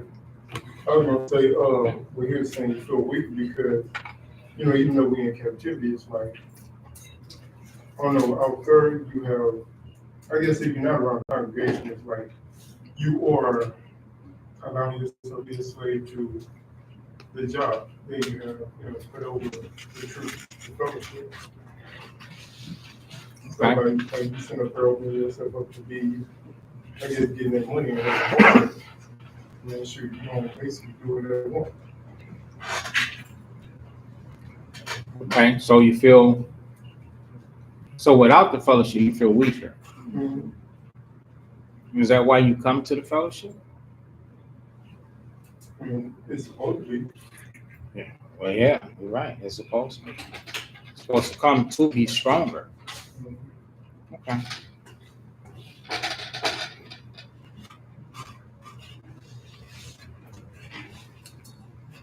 So 32 again. Without these cannot a city be inhabited, and they shall not dwell where they will. So so keep this in mind. They're not going to dwell where they will, nor go up and down. So these are two different things right here. Dwelling where they will. It's like the life that you really want, you're most likely not to end up with that life. Because who's involved? The Lord is involved. And you're not ignorant. You made a choice. You're not ignorant, you made a choice. So with making a choice, the Lord will put obstacles in front of you to hinder you and not bless you because of the forsaking of the assembly, because of the behavior, because of the turning away the shoulder. All right. And then it says, nor go up and down. So now the up and down is this here, verse 33. They shall not be sought for in public counsel.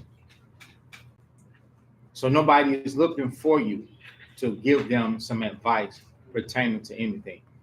Who are the ones that are being looked for advice? The teachers of God. Remember, Isaiah 30 said, your eyes shall see your teachers. Haven't you guys been out there and people telling you that they was looking for you? They should be looking for you. If you're doing it right, tastefully, respectfully, preaching and teaching and advising them and helping them, yeah, they should want to hear more. They should want to know where you at. They should want to follow you. They should want to hear from you. You got the words of life. Something that brothers out there in the street need to do, you need to make sure that you learn to not teach people what you want them to hear, but teach what they need to hear. That's the difference right there. Have a conversation with them. Yo, bro, how you doing? What's your situation? If it's a situation with patience, you talk to them about patience. If it's a situation on faith, you talk to them on faith. If it's a situation on working and a job, you talk to them about a job. If they need to deal with God, everybody do, but you talk to them about their relationship and communication. If it's a family man, then you talk to him about a family, on how he's doing with his wife and how he's doing with his children. Excuse me. If it's a child, talk to them about how they need to be dealing at home and listening unto their parents. If they got parents that are abrasive or abusive, then you got to learn how to talk to them concerning that. They still must be obedient to their parents, and then they need to have a conversation on how they feel to turn away the wrath of the parent. If most of the time, if a child is listening and doing what's lawful and right, then the parent have no reason to be abrasive and abusive. So you got to talk to people with what they need and not just what you want. As soon as someone shows up, finish the point and address the person. Don't just let the fruit go by. Hey, respect them. Hey, what's going on, man? How's your day? How you doing? If it's middle of the morning time and they dealing in alcohol, say, okay, well, if you don't mind, let's talk about you love the Lord. Okay, this is what God got to say. You got to take care of yourself, brother. People like to hear the counterbalance to what they got going on. It could be positive, constructive criticism. It's how the delivery is. But if you just start yelling and screaming at them and talking to them about this, that, and the third, it's embarrassing, and they don't want to hear that. They don't, that's not how they want to be addressed. That's not how you get in speaking to right now. Nobody's yelling at you. You understand? So you don't go out there and you yell at them. So we've got to learn that. But if you don't deal right with the Most High, ain't nothing you can do out there. No, you're not sought for in public counsel. What are you going to say? You need a flyer? You got to have more than a flyer. You got to have some experience, some successful experience to go along with what you're talking about. Because, you know the thing about Christ? The scriptures say the reproaches of them that went against the Father, he was responsible for. So every idle word that you speak, you got to be held accountable for. People they'll trust the word of the Most High, and when it's coming from you, if they don't know, then they'll treat you with some honor and treat you with some respect, and they'll take your word. And taking your word, you know what? They'll most likely do what you say. And what if you tell them something wrong?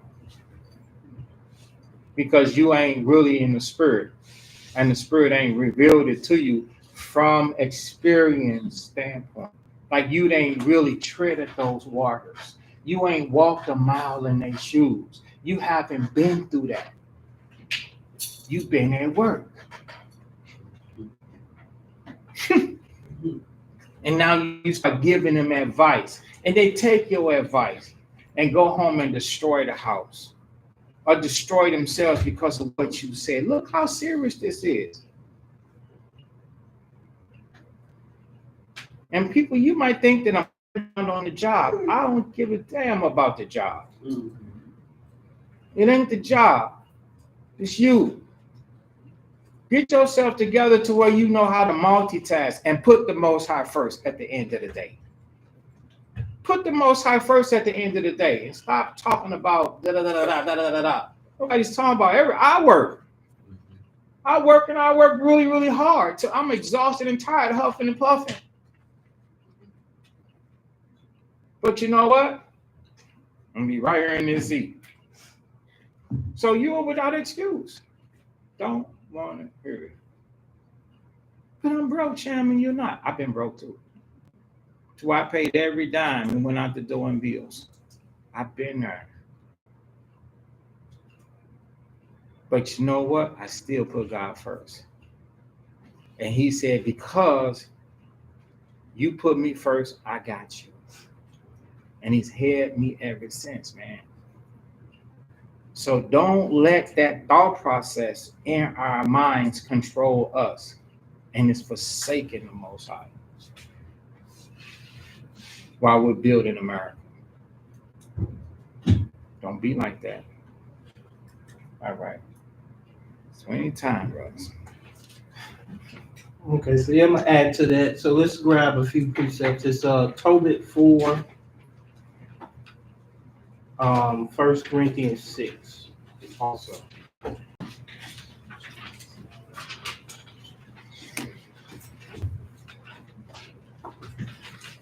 And then one more, Romans 1. So we're gonna start with Romans 1.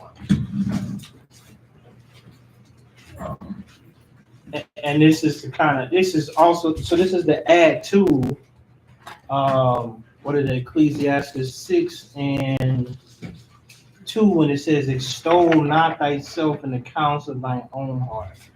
So that extol also is like lifting up. It's like glorifying your mind and the way you think, and that Luke 12, what if the elder's still going to get it, it'll help also see it. But this is Romans chapter 1 and verse 28. So Romans 1 and 28, it says, even as they did not like to retain God in their knowledge. So if you extol in the accounts of your own heart, who ain't there? The Most High. So that's what also is going into, because a lot of times in our life, we make decisions, we got a mindset on what we want to do, when we want to do it, how we want to do it. And in all of that, what we want to do, when we want to do it, and how we want to do it, the Most High, we put him out of our knowledge. His knowledge and the way the Most High think ain't even there. It's solely about who? What we want to do, how we want to do it, and when we want to do it. And we actually block out the Most High. You know what I'm saying? And we don't even consider, what does God have to say about this? So now go from there to the 1 Corinthians 6. Because when we make this choice to follow Christ and follow the Messiah, this is what that looks like. So it's 1 Corinthians 6 and 19 and 20.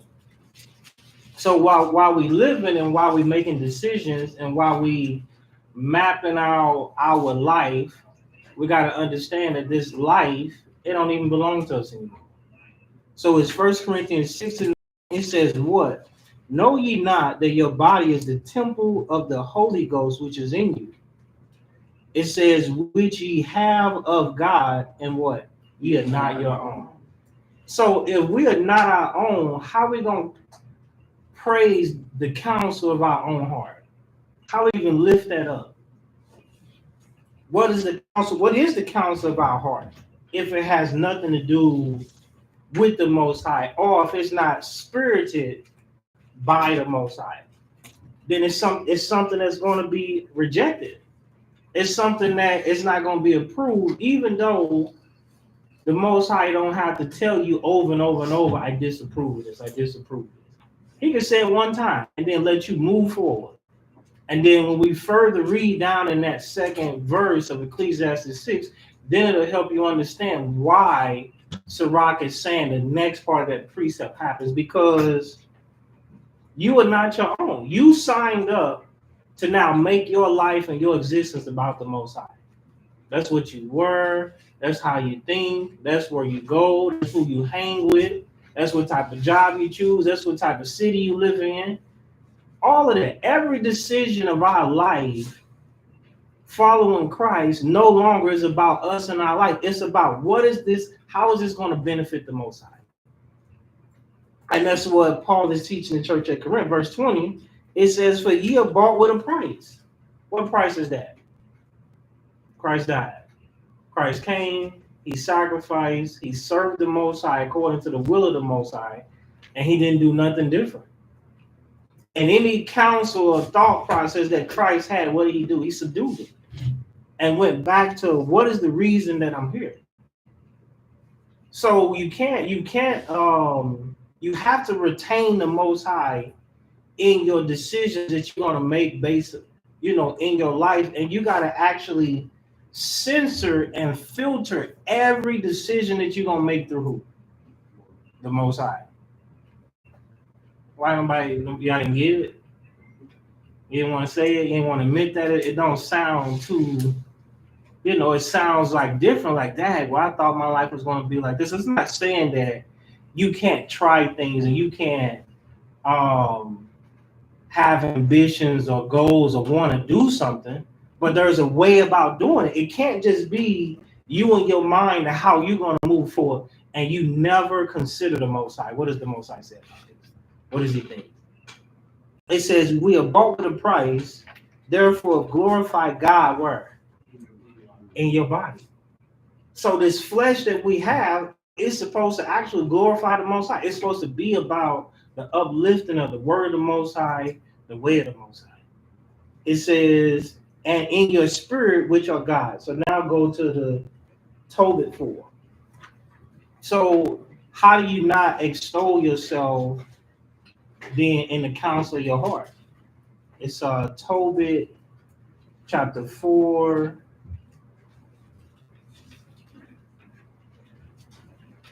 And 18.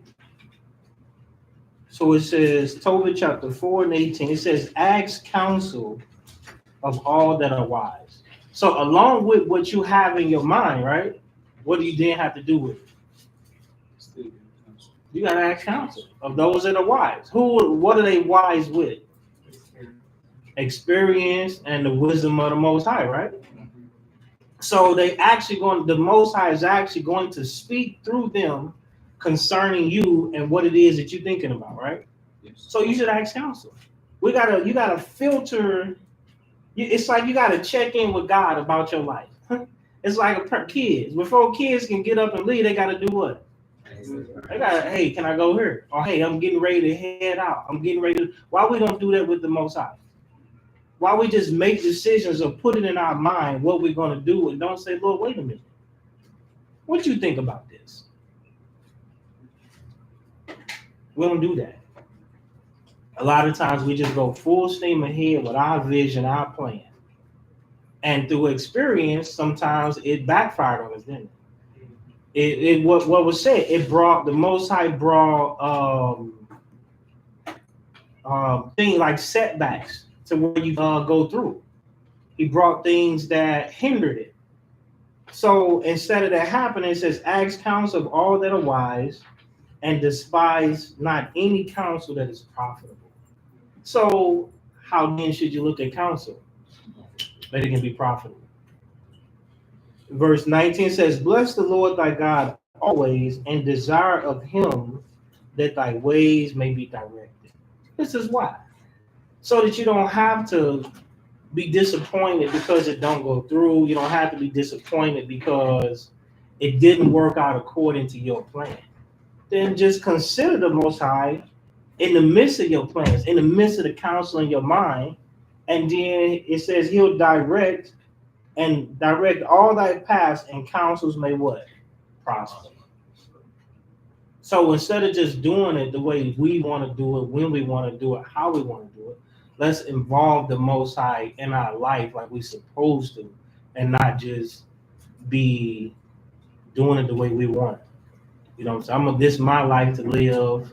I'm gonna do what I want to do. All this is still coming from the previous chapters. Who shall control me? You know what I'm saying? I'm grown. You got the children now saying I'm grown. I should be to do what I want to do.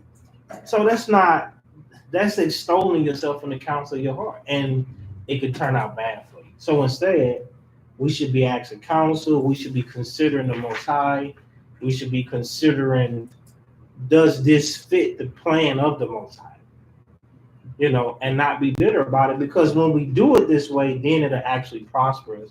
And you possibly won't have setbacks. You won't be disappointed. You won't be heartbroken because this didn't work out when it may not have been the plan of the Most High in the beginning. So, yeah, I just wanted to add that. All right. What do we got open? Luke 12. Thank you.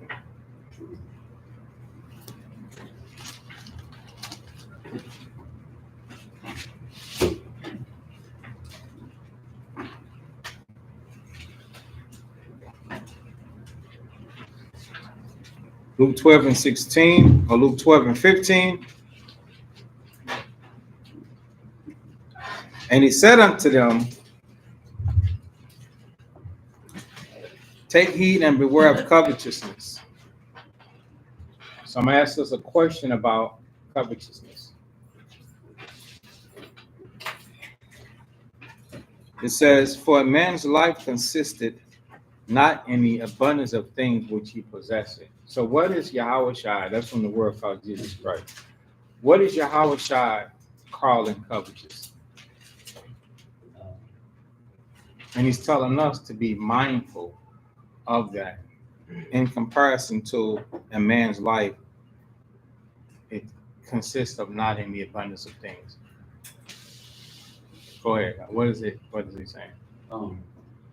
Is it like he is desiring more? Like I gotta work more, I gotta do more to get more. Right. Absolutely. He's desiring more. I gotta work more to get more. I gotta do more to get more. He's got more in his spirit, in his mind. But the problem is what? So hold this and go to Ecclesiastes.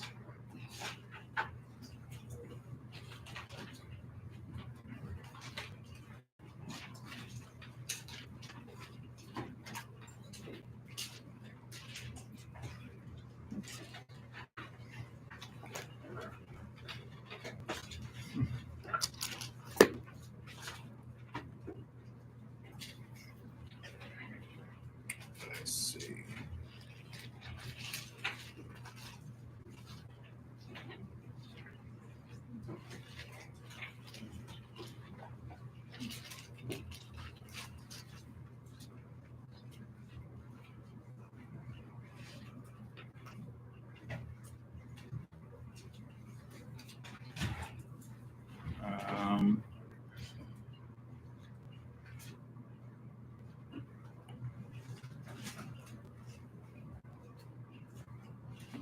Ecclesiastes 2.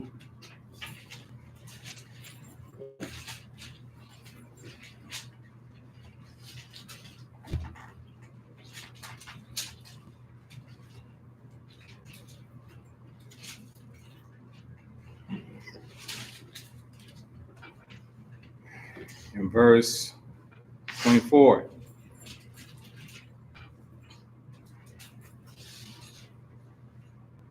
But there is nothing better for a man than that he should eat and drink and that he should make his soul enjoy good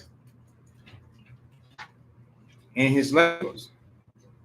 This also I saw that it was from the hand of God. So is that contradictory? No, absolutely not.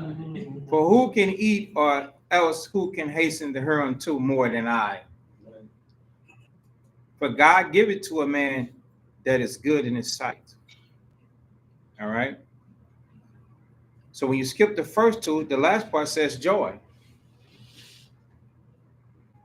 He give a man wisdom and he give a man knowledge, but he also give him joy, and the joy gonna come from the labor of his hands. He's been working, right? So then the one that's complaining, what's his problem? Let's talk about it. As we go back to Luke chapter 12, what is the problem of the person that's complaining? Like, say, for instance, what's being said. You have to talk to somebody about this situation. What is their problem? Not satisfied. Not satisfied and not laboring. No. What is their real problem, bro? Covetous? Okay. Covetousness? That's all right. What did you say? The weakness. That weakness to what? The weakness in the spirit in there. Okay. Weakness in spirit. What else? What is their real problem? Working too much. Working too much? They not good in the eyesight of the Most High. Okay. What is it? Lift your head up, son. I said, are they not good in the eyesight of the Most High? They're not good in the eyesight of the Most High. Look what verse 26 was.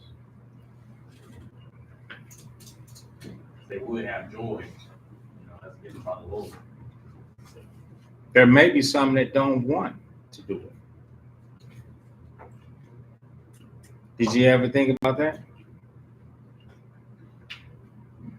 Because those that want to do it, they make time. See? Did you make time? Do you make time? Remember, if every man was just like me, right? Do you make time? And you make time why? Because you want to, even though you work hard. You might work like an abused Hebrew slave, right? They might work you with your shoes off. They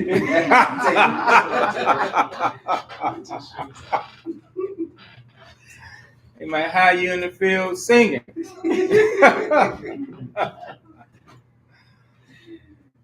And when you're done, you got the ice bucket under the table. And you hear it. You ain't complaining. I think people just make a choice, brother. And if they okay with that, there's nothing you can do about it. But for those of us, don't let the counsel in your head deceive you. Don't extol it enthusiastically and praise it enthusiastically. Check. Make sure that your counsel of what your plan is not going to turn you out of the way and away from the Most High grace. We just use work as an example. Somebody else used it. I'm not picking on brothers and sisters that are not able to make it. I'm just speaking through the Spirit. So don't be out there jammed up. Oh, he's picking on me. No, I'm not. I'm bringing out the scriptures. All right. So back to Luke chapter 12. So when Christ said, beware of covetousness, I was looking for someone for us to talk about. I don't know if it was said or not. Somebody got to it, close to it, Yeshua, about the strong desire that we have to have a multitude of things. When I get ready to get something, I get afraid. Fear and dread come to me. It's like, Lord, is this your will? Is this from you to me? Yeah. I'm just a simple man and want to go through the scriptures and want to stand down and do what's right. That's it. No more, no less.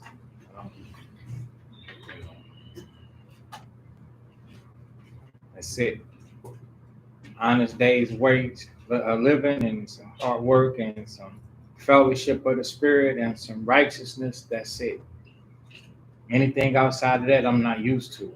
And it'd be a blessing. And sometimes the Lord is trying to bless me, and I'm be afraid. So beware of that deep desire. Beware of that covetousness. For a man's life doesn't consist of all the stuff that you guys are trying to get out there. That doesn't make the man. You ever heard people say, "Don't let"? How's the saying go? Don't make the money, or don't let the money make you. What's that saying? Make the money. Make the money, don't let the money. That's it. Yeah. Make the money. Don't let the money make you. Yeah. Because in this perspective, the money made you to be a what? A forsaker. Yeah. The money made you to have what is it? A false balance. Yeah. And become an abomination unto the Most High. I don't think people are really people know how strict God is. The Most High is very, very strict. Very, very strict. And so we're supposed to be cleaning our lives up. We're supposed to be cleaning our lives up to the point to where the objective is for us to end up flawless. Yeah. Flawless. What's that in Psalms? 144? Mm-hmm. Go to Psalms 144.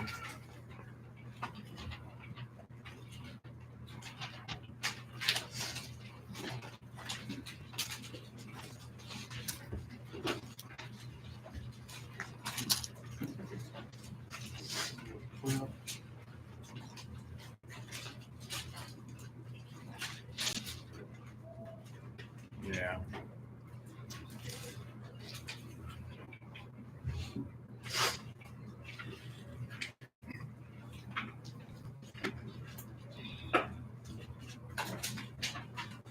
Okay, so Psalms chapter 144.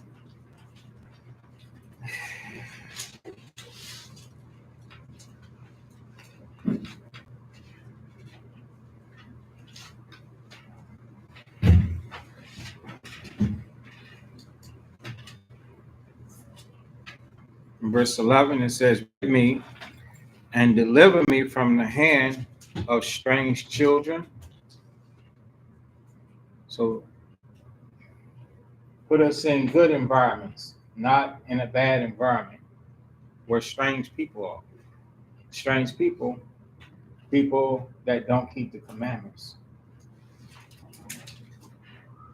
Whose mouth speaketh what? Vanity. What is vanity? Lies and false things. Like if somebody tell you that it's okay to sin, vanity. If somebody, is leading you astray, vanity. Yes, sir. I was also wondering, couldn't vanity be like when a person is kind of listening of themselves, like when Mm-hmm. okay. Yeah.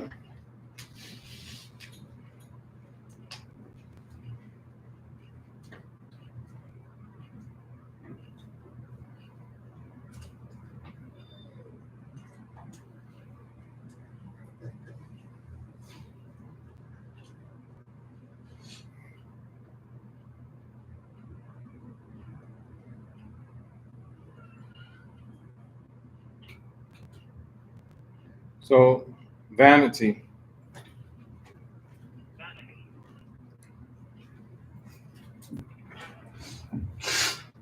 Just speak that. where it says excessive pride in or admiration of one's own appearance and achievements. That's what you said, so that is correct. So the second one is the quality of being worthless, uselessness, falseness. All right. So when we go back to the precept, so I like what you say, Yeshua. So let's use that as well. So 144:11, rid me and deliver me from the hand of strange children whose mouth speaketh vanity. So if somebody is speaking highly of themselves, what attempt could that be from Satan on you? Excessive pride, excessive admiration. So now Satan coming after you for what? To provoke you to envy. You understand? To provoke you to want to be like that, to provoke you to want to get that type of lifestyle as well. And 1 Corinthians 15:33 tells you what? Evil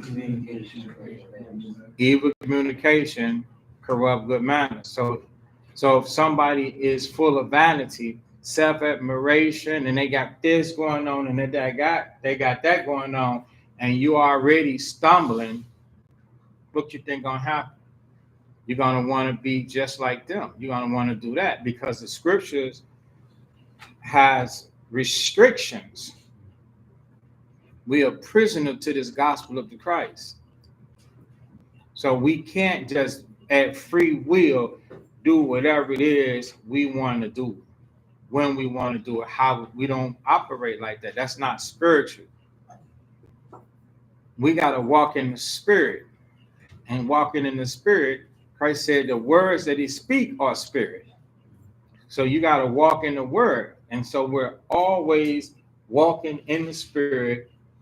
You understand? And we always encouraging one another to walk in the spirit. What's the other word for spirit? The word. Walk in the word. Right? And so with that being said, if we always encourage to walk in the word, and then you got somebody else that's not walking in the word, but they full of vanity, self-admiration, and how did they get to where they at, that'll make you want to be like that too. Trying to get some abundance. You have to be careful with that. All right. So we're back to 144 and 11, who says, and their right hand is a right hand of falsehood. So you know how you shake somebody's hand? That's the right hand, right? So the scriptures say their hand is a right hand of falsehood. What is that? What could that mean? Deceit or lies. What about deceit or lies? Let's just say that's right. Deceit or lies. What about it? The more or less the way of life that they're having to be convinced in is a deceitful way of life, and it's false. It doesn't pan out to be what it appears, and it can get you caught up in it. Like more or less, like we're saying, pull you away from the scriptures, away from the spirit of God. Okay, I don't want to overcomplicate it by making us kind of, think something is deeper than it is. So you deal with people, and most of the time, you shake on it. You gonna expect me to be a man about my word. You gonna expect me to be a friend. You gonna expect me to be a cool person. But you see the education and everything that we was talking about earlier on how to correct ourselves, on how to, look at one another better than ourselves. Well, the scriptures say every brother will supplant. So you would be shaking hands with somebody, man, that want to take your place. Somebody that they ain't nothing right about them, man. They hurt you if they had to. You got one out in the world, they don't care, man. You got a nice looking woman, they want your woman. You know, they think you got some money, they want your money. It's false. That friendship is false. That person ain't right. You understand? They're not right. So when you think that these dudes is on the up and up out there in the streets, these dudes are not right. So David, being an Israelite king and prince, he was like, Lord, don't subject me unto this. He was talking about Israelites. Give him the spirit to see the difference between good people and bad people. In order for David to have that, David's got to focus on the word of God. He can't, you won't get this type of understanding from walking the streets, because all that's in the world is about the world and not of the Father. So you ain't gonna never get no godly education in the streets, regardless of how many people say they love God, man. You want that, but you ain't gonna get that. You want them to be right, but their hand is falsehood. That's what you're gonna get. Now you can stay out there and hurt yourself. A lot of people go in business with people in the street. Don't never go in business with nobody in the world. You're gonna get that right hand of falsehood. Every relationship start off sweet and cool. Oh yeah, I'm pilot this and this and this. I ran into a childhood friend the other day. I took the school van. That's where it's at. It's getting repaired from the hailstorm.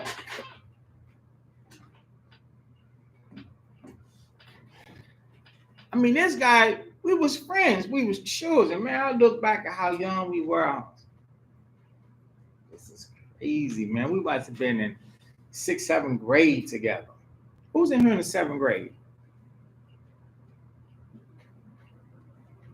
How old is that? About 12? Yes, because I remember we played football on 2 different teams. They clobbered us. He played for U City. He played for U City. And he played for U City, and I think we was Matthew Dick or something.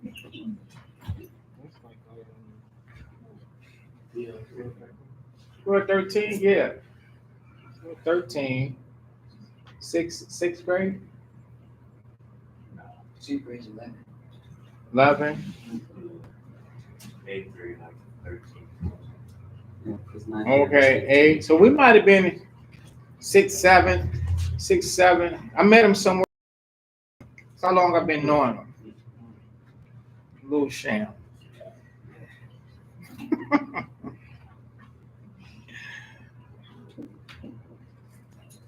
So I see him. He was always tall. He looked at taller. We're much older. And he said he see us everywhere. So everywhere you look, he's seeing us, right? And he said, I keep thinking I'm hearing you, but it's not you. He's hearing one of you guys, right? And he's thinking it's me because we sound alike, right? We teach the same thing. But because you guys go everywhere, he's seeing you out there. And I was like, okay, all praise, that's good. But I said to him, like, I'm thinking that's good. So then he said that I should have sent him to class. He said, I want to come because I want to learn. And he said, man, I'm going to make it there. And he said he went into business, right? He went into business, and now he's got to get out of business because his business partners are doing some stuff that's not right. And this was just the week that just passed. Was they Sabbath early in the week? Or at least that's the guy I was talking to. Yeah. This guy, we go back a long way, man. Really long way. 6th grade. But don't go into business, man, with somebody in the world. They may never keep their word. Notice I'm leaving it open. I'm saying they may never. I ain't saying that everybody won't. Amen. Every time I deal with somebody in the world, it's always something after another. I can tell every single time, man. It's just knows I'm the type of person that if you give me your word and you say this, that, and the third, I'm waiting to see if you change. You know, the scriptures say, who makes it into the kingdom? What is that? Psalms 15. He that swear to his own hurt and change it not. You ain't supposed to change your word, man. You giving somebody your word, you're not supposed to change your word. What is this? We're the saints. So if we tell somebody something, our word is bonded. It is what it is. You said yay. How you gonna say nay? Anything else coming of evil. That's what made me say, don't go into business, man, with somebody in the world. So that right hand, you gonna get anything you want to get just to agree. That's the simplify. They just gonna be saying whatever, making it up as they go along. And the more cut and dirty they are, you end up getting something done to you, man. You ain't from that world. You ain't from that life. To where you, man, it's terrible out there. Saying the truth. You on the right path. Keep following the Most High and stay in this fellowship right here. That world out there. What did Christ tell us? Tell the disciples. He sent them out among what? Wolves. See that? Wolves. Wolves. Send you out among wolves, man. Sheep among wolves. Stay with the sheep. It's a wolfy wolf world out there. All right. So the Psalms, right? Psalms 144 and 12. That our sons may be plants. So if we get rid of all the terribleness of the terrible, then our sons are going to grow up in their youth. Meaning our young boys be able to make good choices and good decisions and do the right thing while they're young, without them being taught and tempted from the bad. That our daughters may be cornerstones, something to work with, polished after the similitude of a palace, meaning a beautiful example. So what is this saying about our daughters? If they may be as cornerstones. What happens with the cornerstone? You build, what else? Somebody else. What is significant about the cornerstone? Jabril? It's the foundation of the foundation base of a house. It's the foundation base of a house? Something a little bit more specific. Has anybody ever seen a house built? You start building a house. You have? You have? Mm-hmm. But I've seen the construction from its foundation to kind of work its way up. Okay. Then if you did, you'd have the answer. I ain't saying if you did, but you should have the answer then. What is significant about the cornerstone?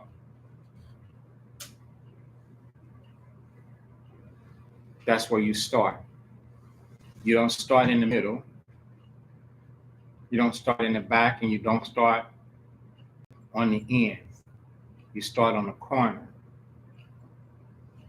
And then you send your bricklayers both ways. And as they go on left and right, then they start going up and they create a corner. Then they can create a wall like that. Okay? So, if bad people are not in the midst, what is the significance of the cornerstone with our daughters? Our daughters may be as cornerstones. Now the generation and the population of the saints of God has a good start. They not whoring or made or being defiled. They have a good chance. Bad people make it bad. All right? They make it bad. It's all bad for business. We have to focus on the Most High. If we focus on the Most High, we make ourselves good. If we focus on the Most High, we're not receiving just any type of person or any type of people. We're not receiving it. All right? We're not doing just anything. We're doing it the right way. And we're doing it the right way. Our sons are not in a position to be contaminated. Our daughters are not in a position to be contaminated. But here's a nice starting point for somebody: undefiled. Now, though everybody ain't in this situation, but this is what we should be shooting for. But you can't get there if your mind ain't right with the Most High. Now let's go to Luke 12.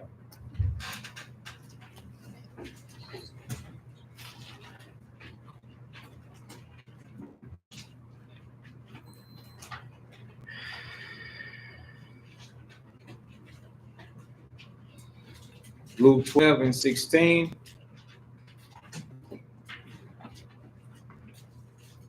And he spake a parable unto them, because he was teaching the disciples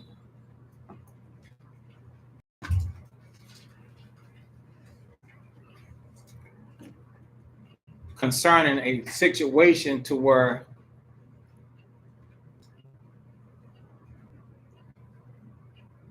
it goes back unto the 13th verse. It says, go back to 13. And one of the companies said unto him, so this is a real situation: Master, speak to my brother that he divide the inheritance with me.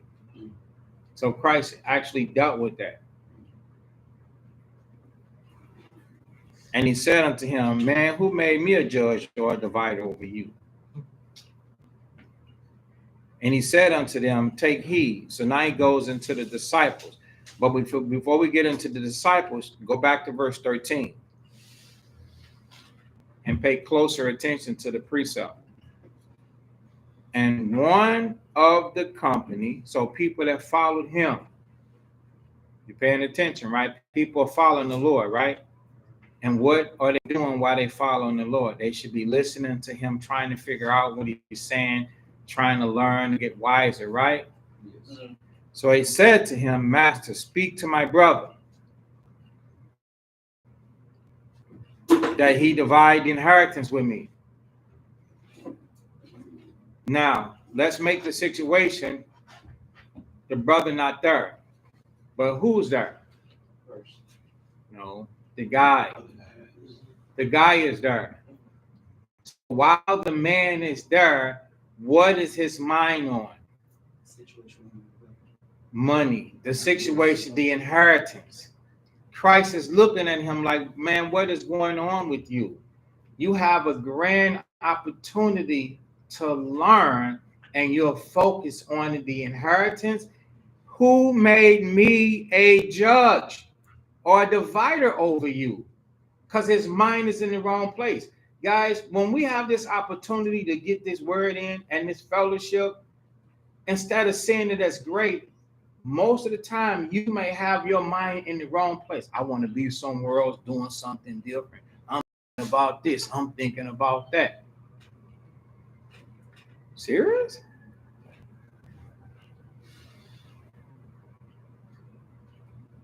It's nothing we could do about it, but serious? But that's okay. That's why things like this come out, so that we could make mental adjustments.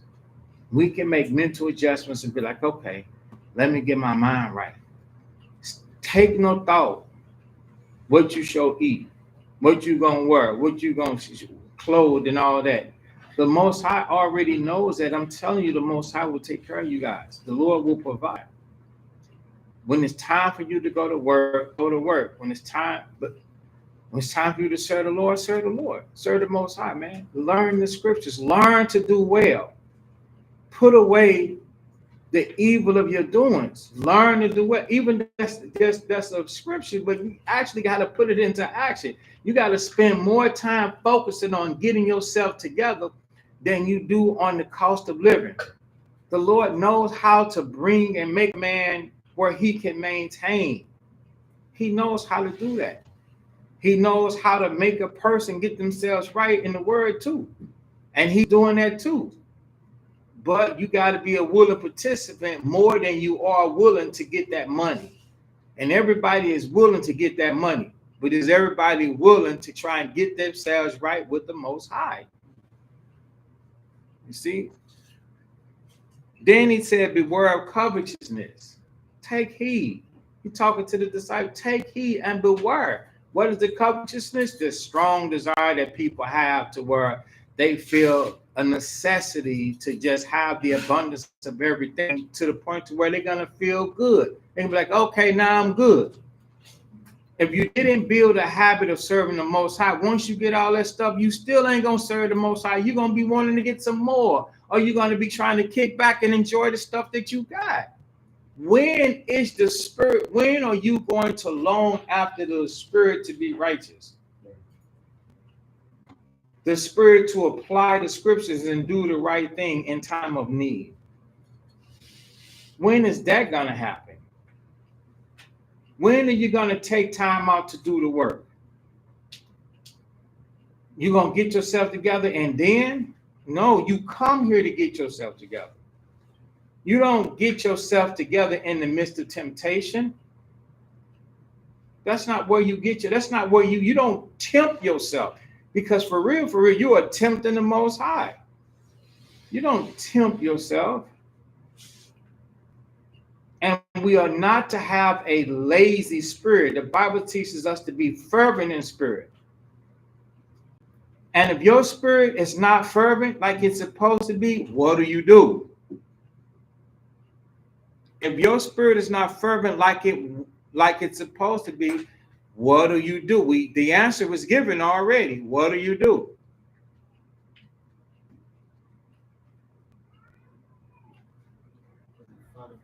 We have fellowship, and the blood of the Christ cleanses us. And when we're clean, then our spirit is going to begin to heat up. The fellowship is what's going to cleanse you. It's a process of growing day by day. So, take it easy with yourself, but constantly endeavor, constantly trying, putting off the old person and putting on the new person. That's you being taught to be. You being told and using the scriptures to say, this is how I'm supposed to think. We supposed to tell you how to think. We're supposed to tell you where to go, where not to go. Now, ultimately, the choice and decision is yours. How do you want your mental state? How do you want your mental health? How do you want your spirit? How do you want your body to end up being? You could go to one of these places to get shot. You could go to one of these places to get alcohol poisoning. You could go to one of these places and end up with a disease, some type of infectious disease. You can go to one of these places and anything happen to get robbed. You can go somewhere and now lose your possessions, lose your life. So, is it okay for us to make the suggestion and say, hey, I wouldn't do that. I would do this. And then use the scriptures to show you what we would do? Yes, that's our job. It's our job to teach you and to give you warning that these certain type of things that we do will bring forth a spiritual reaction from God, the Most High. So Luke chapter 12, so now he's going to speak a parable to them because he saw the man having an opportunity to hear the scriptures, but his mind was somewhere else. He spake, saying, the ground of a certain rich man brought forth plentifully. And he thought within himself, saying, what shall I do, because I have no room to bestow my fruits?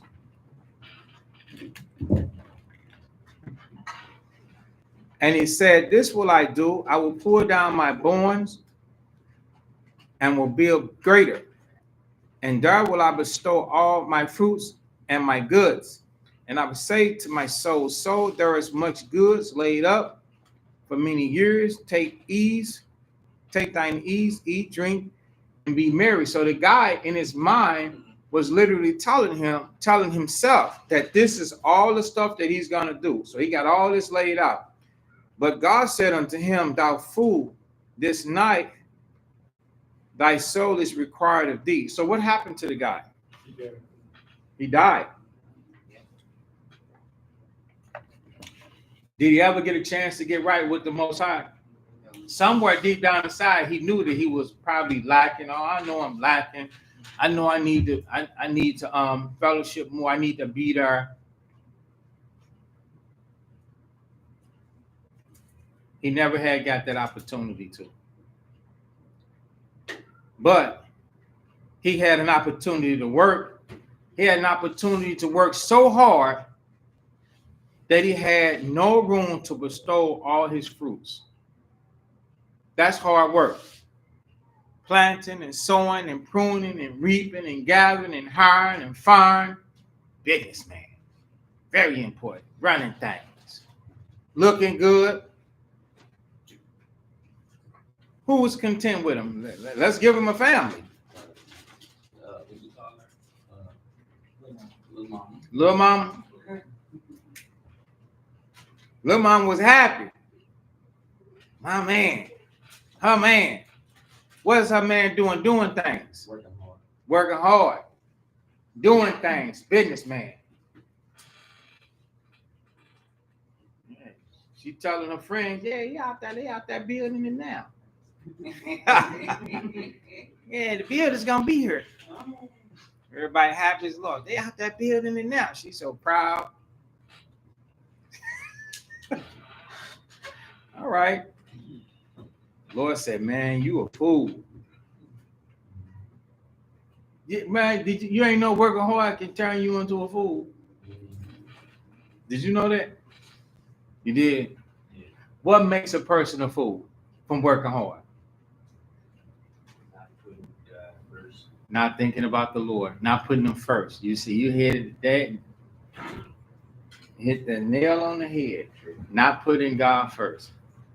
Not just in word, but your deeds. If you don't put God first, your deeds should reflect that I'm going to put you first.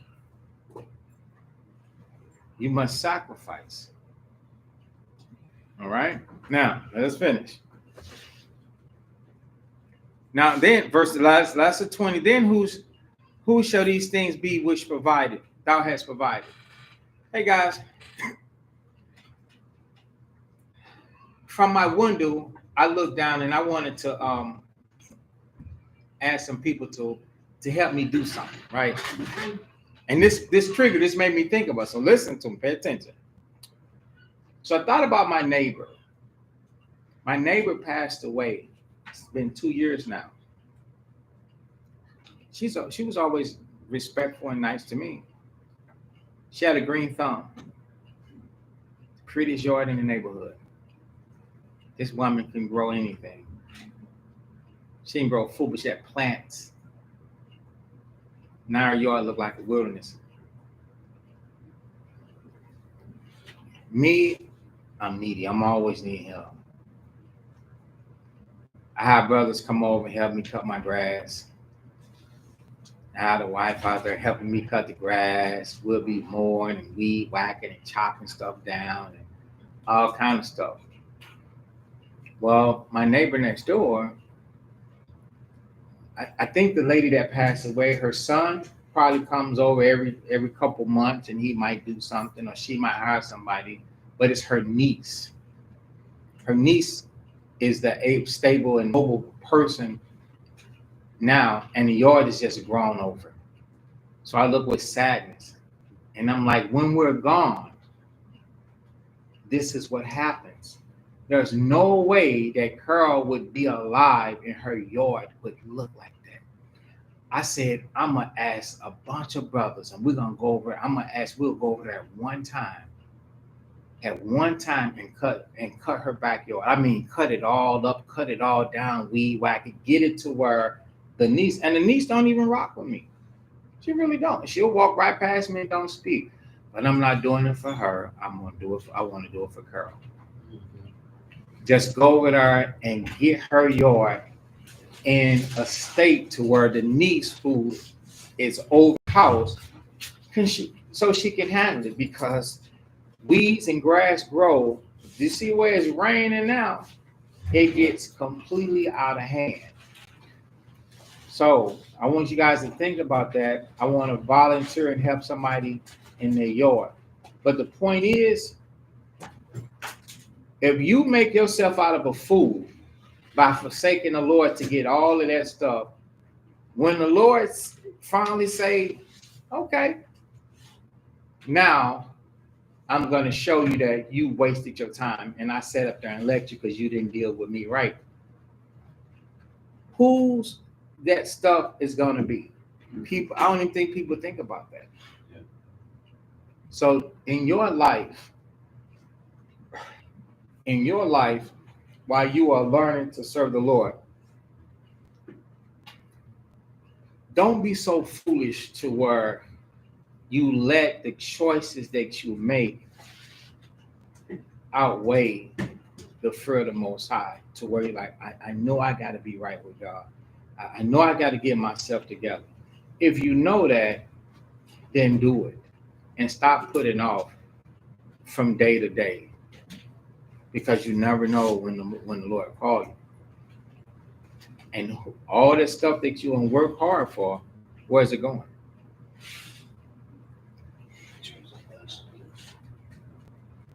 People don't care for it. I've seen it. People don't care for your stuff how you care for it. They don't. Very seldom. In the so-called black and brown community amongst the Israelites, it's bad. It's so bad, it's disheartening. Now I had a conversation, so I'm driving to work, me and Carlise as my partner, we driving to work, and I just was struck to have this conversation about,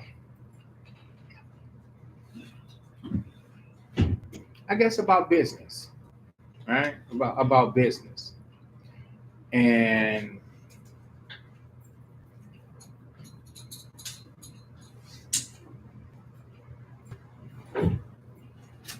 I'll just spit it out and get it over. I rip Band-Aid off. I feel that what we do,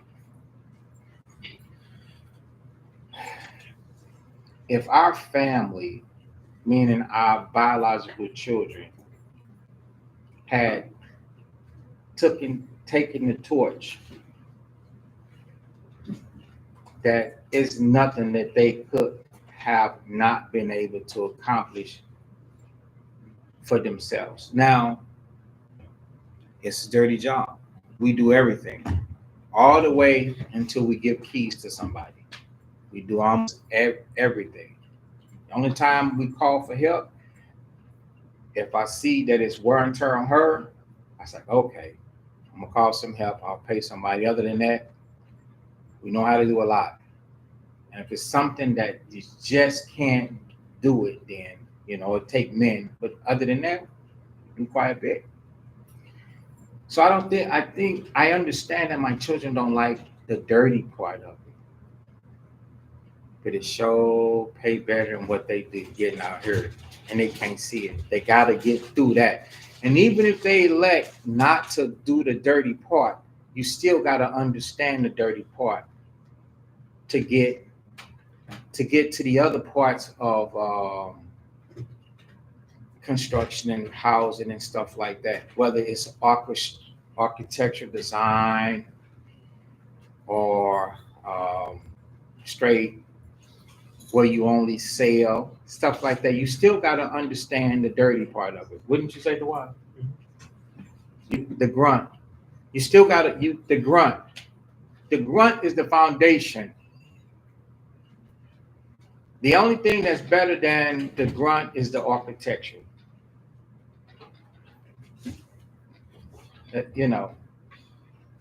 And people might think that the grunt work, the dirty work, is the worst part. That's not the worst part. That's the best part. And the reason why it's the best part, because it's the foundation of it. It's the learning process. It's the education.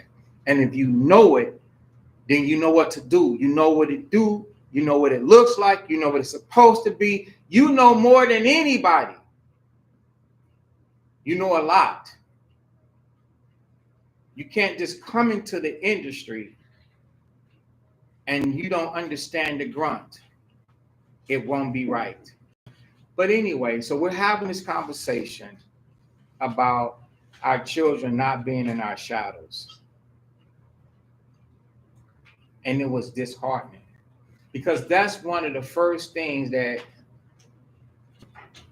children do. They cut the umbilical cord and they separate from their parents. You understand? They separate. And I don't want to do that. I don't want to do that. But what you don't understand is that the inheritance that God gives to your parents is supposed to be handed down to you as a child. You're supposed to take that inheritance to create what they call legacy. We're talking about this within moments. We pull up. So now I'm going to check on her car. We go to the body shop, because her car was damaged by the tornado and everything too. She was riding with me when the tornado hit our house and our area and stuff like that. So I think her car was parked over there. So we go to check in person and we walk in. She goes in with me because I want her to hear what the guy is saying, because the guy is putting me off from every couple of days. He said Wednesday and it was Friday. So I was like, greeted him. He's always a nice guy. He's a brother. And the thing about this brother, now this man, he saw me in the world when we was buying boom booms and low rider trucks and all of that. As a matter of fact, he got an old a truck of mine on the wall in his shop. Now this guy got a big shop. He ain't no little side shop. So we go in there and he comes out, we speak, we greet each other on first name. He's been in business since 1970. So that's a long time for a black business. His business is, where Union and Nitro Briggs is, the big building. After the vacant building, then you got the alley. So he's got a block that way. He's got a long, big old shop, right? So we go in there, and while we're there, he comes out, we greet each other, and then we're talking. And when we're talking, I don't know how it sprung up, but he began to say it on his own. He was like, yeah, I got my son. He said, man, I got my children here working. And I know that those are his kids because I heard. I said, that's his son and those his grandsons. He said, yeah, I got my children here working. My son, I sent him to school. My grandson, oh, he bad, he good. I sent him to school too. And his granddaughter is the person that waited on us. And even his wife is working. Even his wife is working the business, you see. So what is this guy doing? So I never said that to him. What is he able to do? He's able to pass down the legacy that he has to his children, and they passing it to their children. I'm sitting there about that big. That freaking big. Because this man, now he's in the world. His labor and what he's doing is going from generation to generation to generation to generation. But Christ did say the children of the world are wiser than the children of light in their generation. So that's what we, have to experience with. That's what we're going to go through. What is they going to do with it? My mom, she wants to give her house to my oldest daughter. I told her, don't you give your house to her. My sister was a caretaker. Don't you give your house to her. It's your money.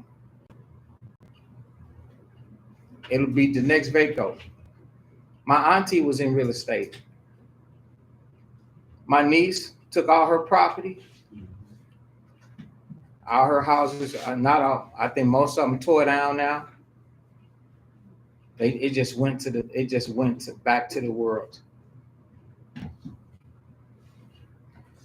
If you're not rich, if you don't get yourself right towards the Most High, your life is for nothing. The stuff that you got, it's gonna return back to its former state. Ashes to ashes, dust to dust, just like you. And you're gonna have to pay for that. You're working for nothing, man. Don't be so caught up in this world to where the only thing you thinking about is money. Money ain't worth nothing, man. Whose face is on that? It ain't even a real currency. It ain't even God's money. So don't be so distracted out here to where you chasing the bag and you walking away from the Most High to get it. That's what Satan is luring you, brothers, not you guys. But that's what Satan be luring people away doing, trying to get rich. All right. So back to the precept, and then we're going to be wrapping it up. Thou fool, this night thy soul shall be required of thee. And whose shall these things be which thou hast provided? So where is all that stuff going to go? So is he that laid up treasure for himself and is not rich towards God. Meaning the same thing going to happen to him. He's going to get taken away and he's going to lose all of that stuff that he worked out for. And then the Most High going to correct him because he made the wrong choice.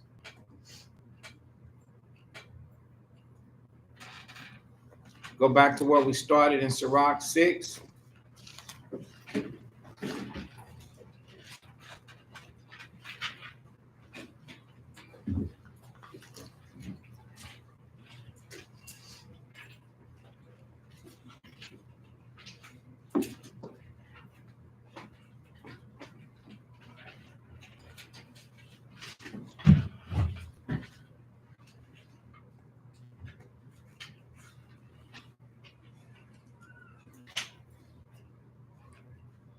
Extol not thyself in the counsel of thine own heart, that thy soul be not torn in pieces as a bull straying alone. What's the behavior of a bull? He's angry. Rage. So you made the wrong choice or you made the wrong decision, you're going to end up in rage. Kicking yourself. Verse 3, thou shalt eat up thy leaves. What is the leaves they're going to have to eat up? The words.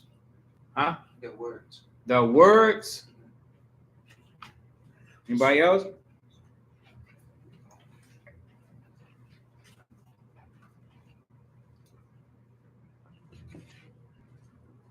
You got to eat something.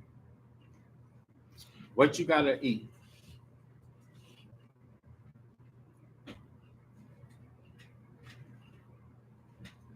You made a choice, now you got to eat it. What you got to eat? Your word. He said that. What'd you say? The consequences, right? The decision that you made, now you got to live with it. Now you got to eat that. There ain't no way around it. You got to eat it. No do-over, no refresh, no getting away with it. No getting away from it. You got to eat those leaves. Then it says, and lose thy fruit. What is the fruit?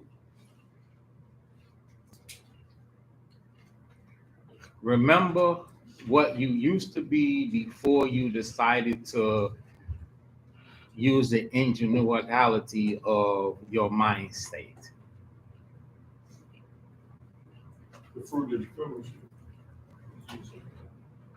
Well, not necessarily.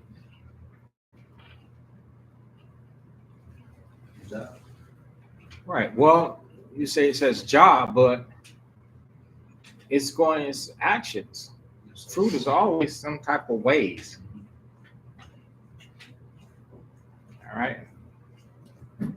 You ever heard somebody say that they're in the spirit when they're out of the spirit? Which one is it?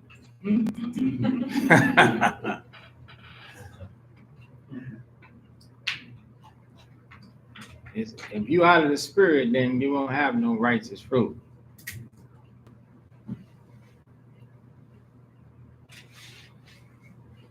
So you're in loss. Nobody wants to lose their fruit. So the leaves are gone, the fruit is gone. You sound stuck.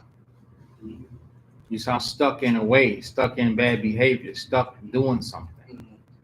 Now you're there. Because you convinced yourself in a council that put you where you at.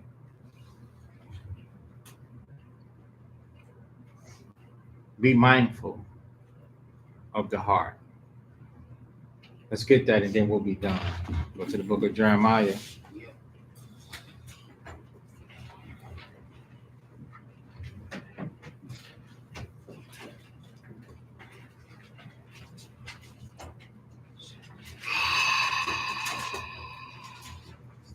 Chapter 17.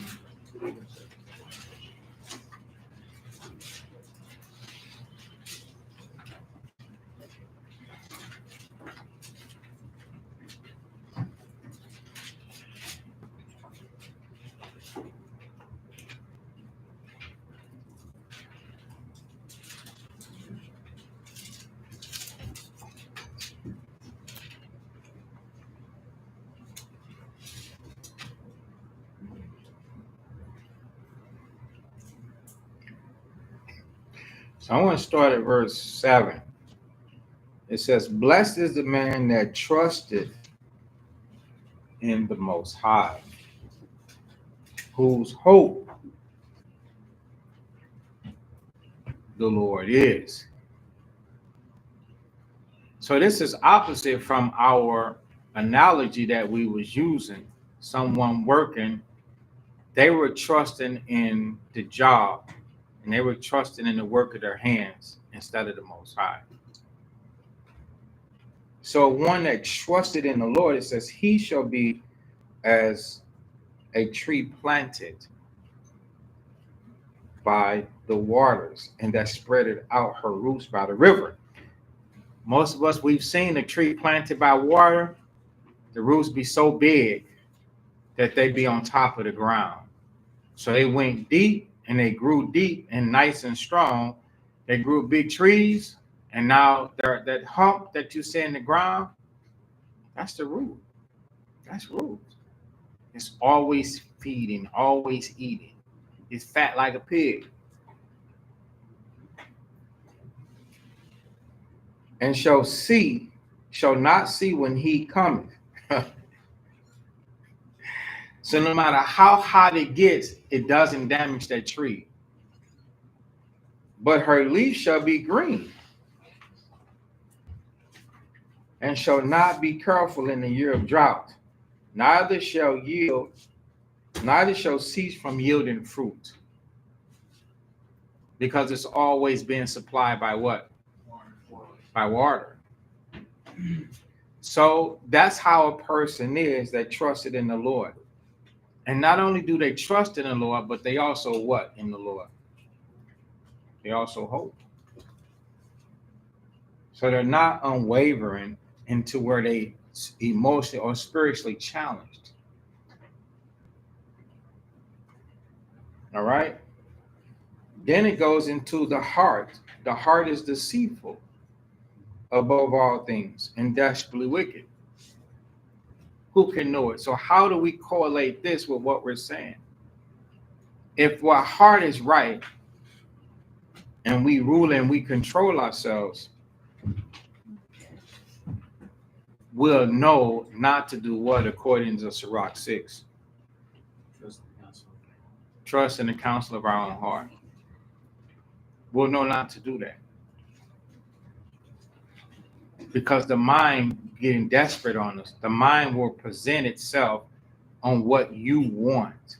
So the mind will tell you what you want to hear. The mind will envision and show you everything pertaining to how you like it and what you want, this, that, and the third. You got to be mindful of that the mind has the ability to convert to you. It is you, but not show you or correct you if you want off. That's if the case. The mind will show you one way. The mind won't have you to look at it two ways. Well, look at it this way then. That's what counsel will do. You guys understand?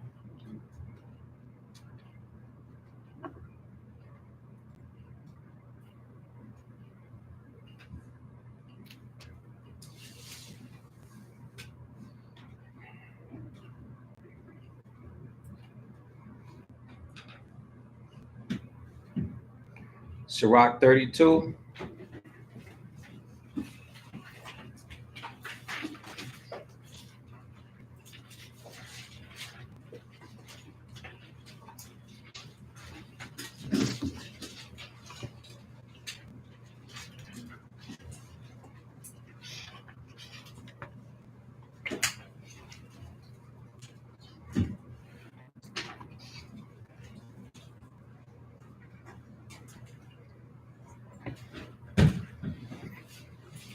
Sirach 32 in verse 17. A sinful man will not be reproved. A sinful man will not be reproved. A sinful man will not be what? Looking for another word. What word are we dealing with? Counseled. Yeah. But find it an excuse according to his what? Counsel.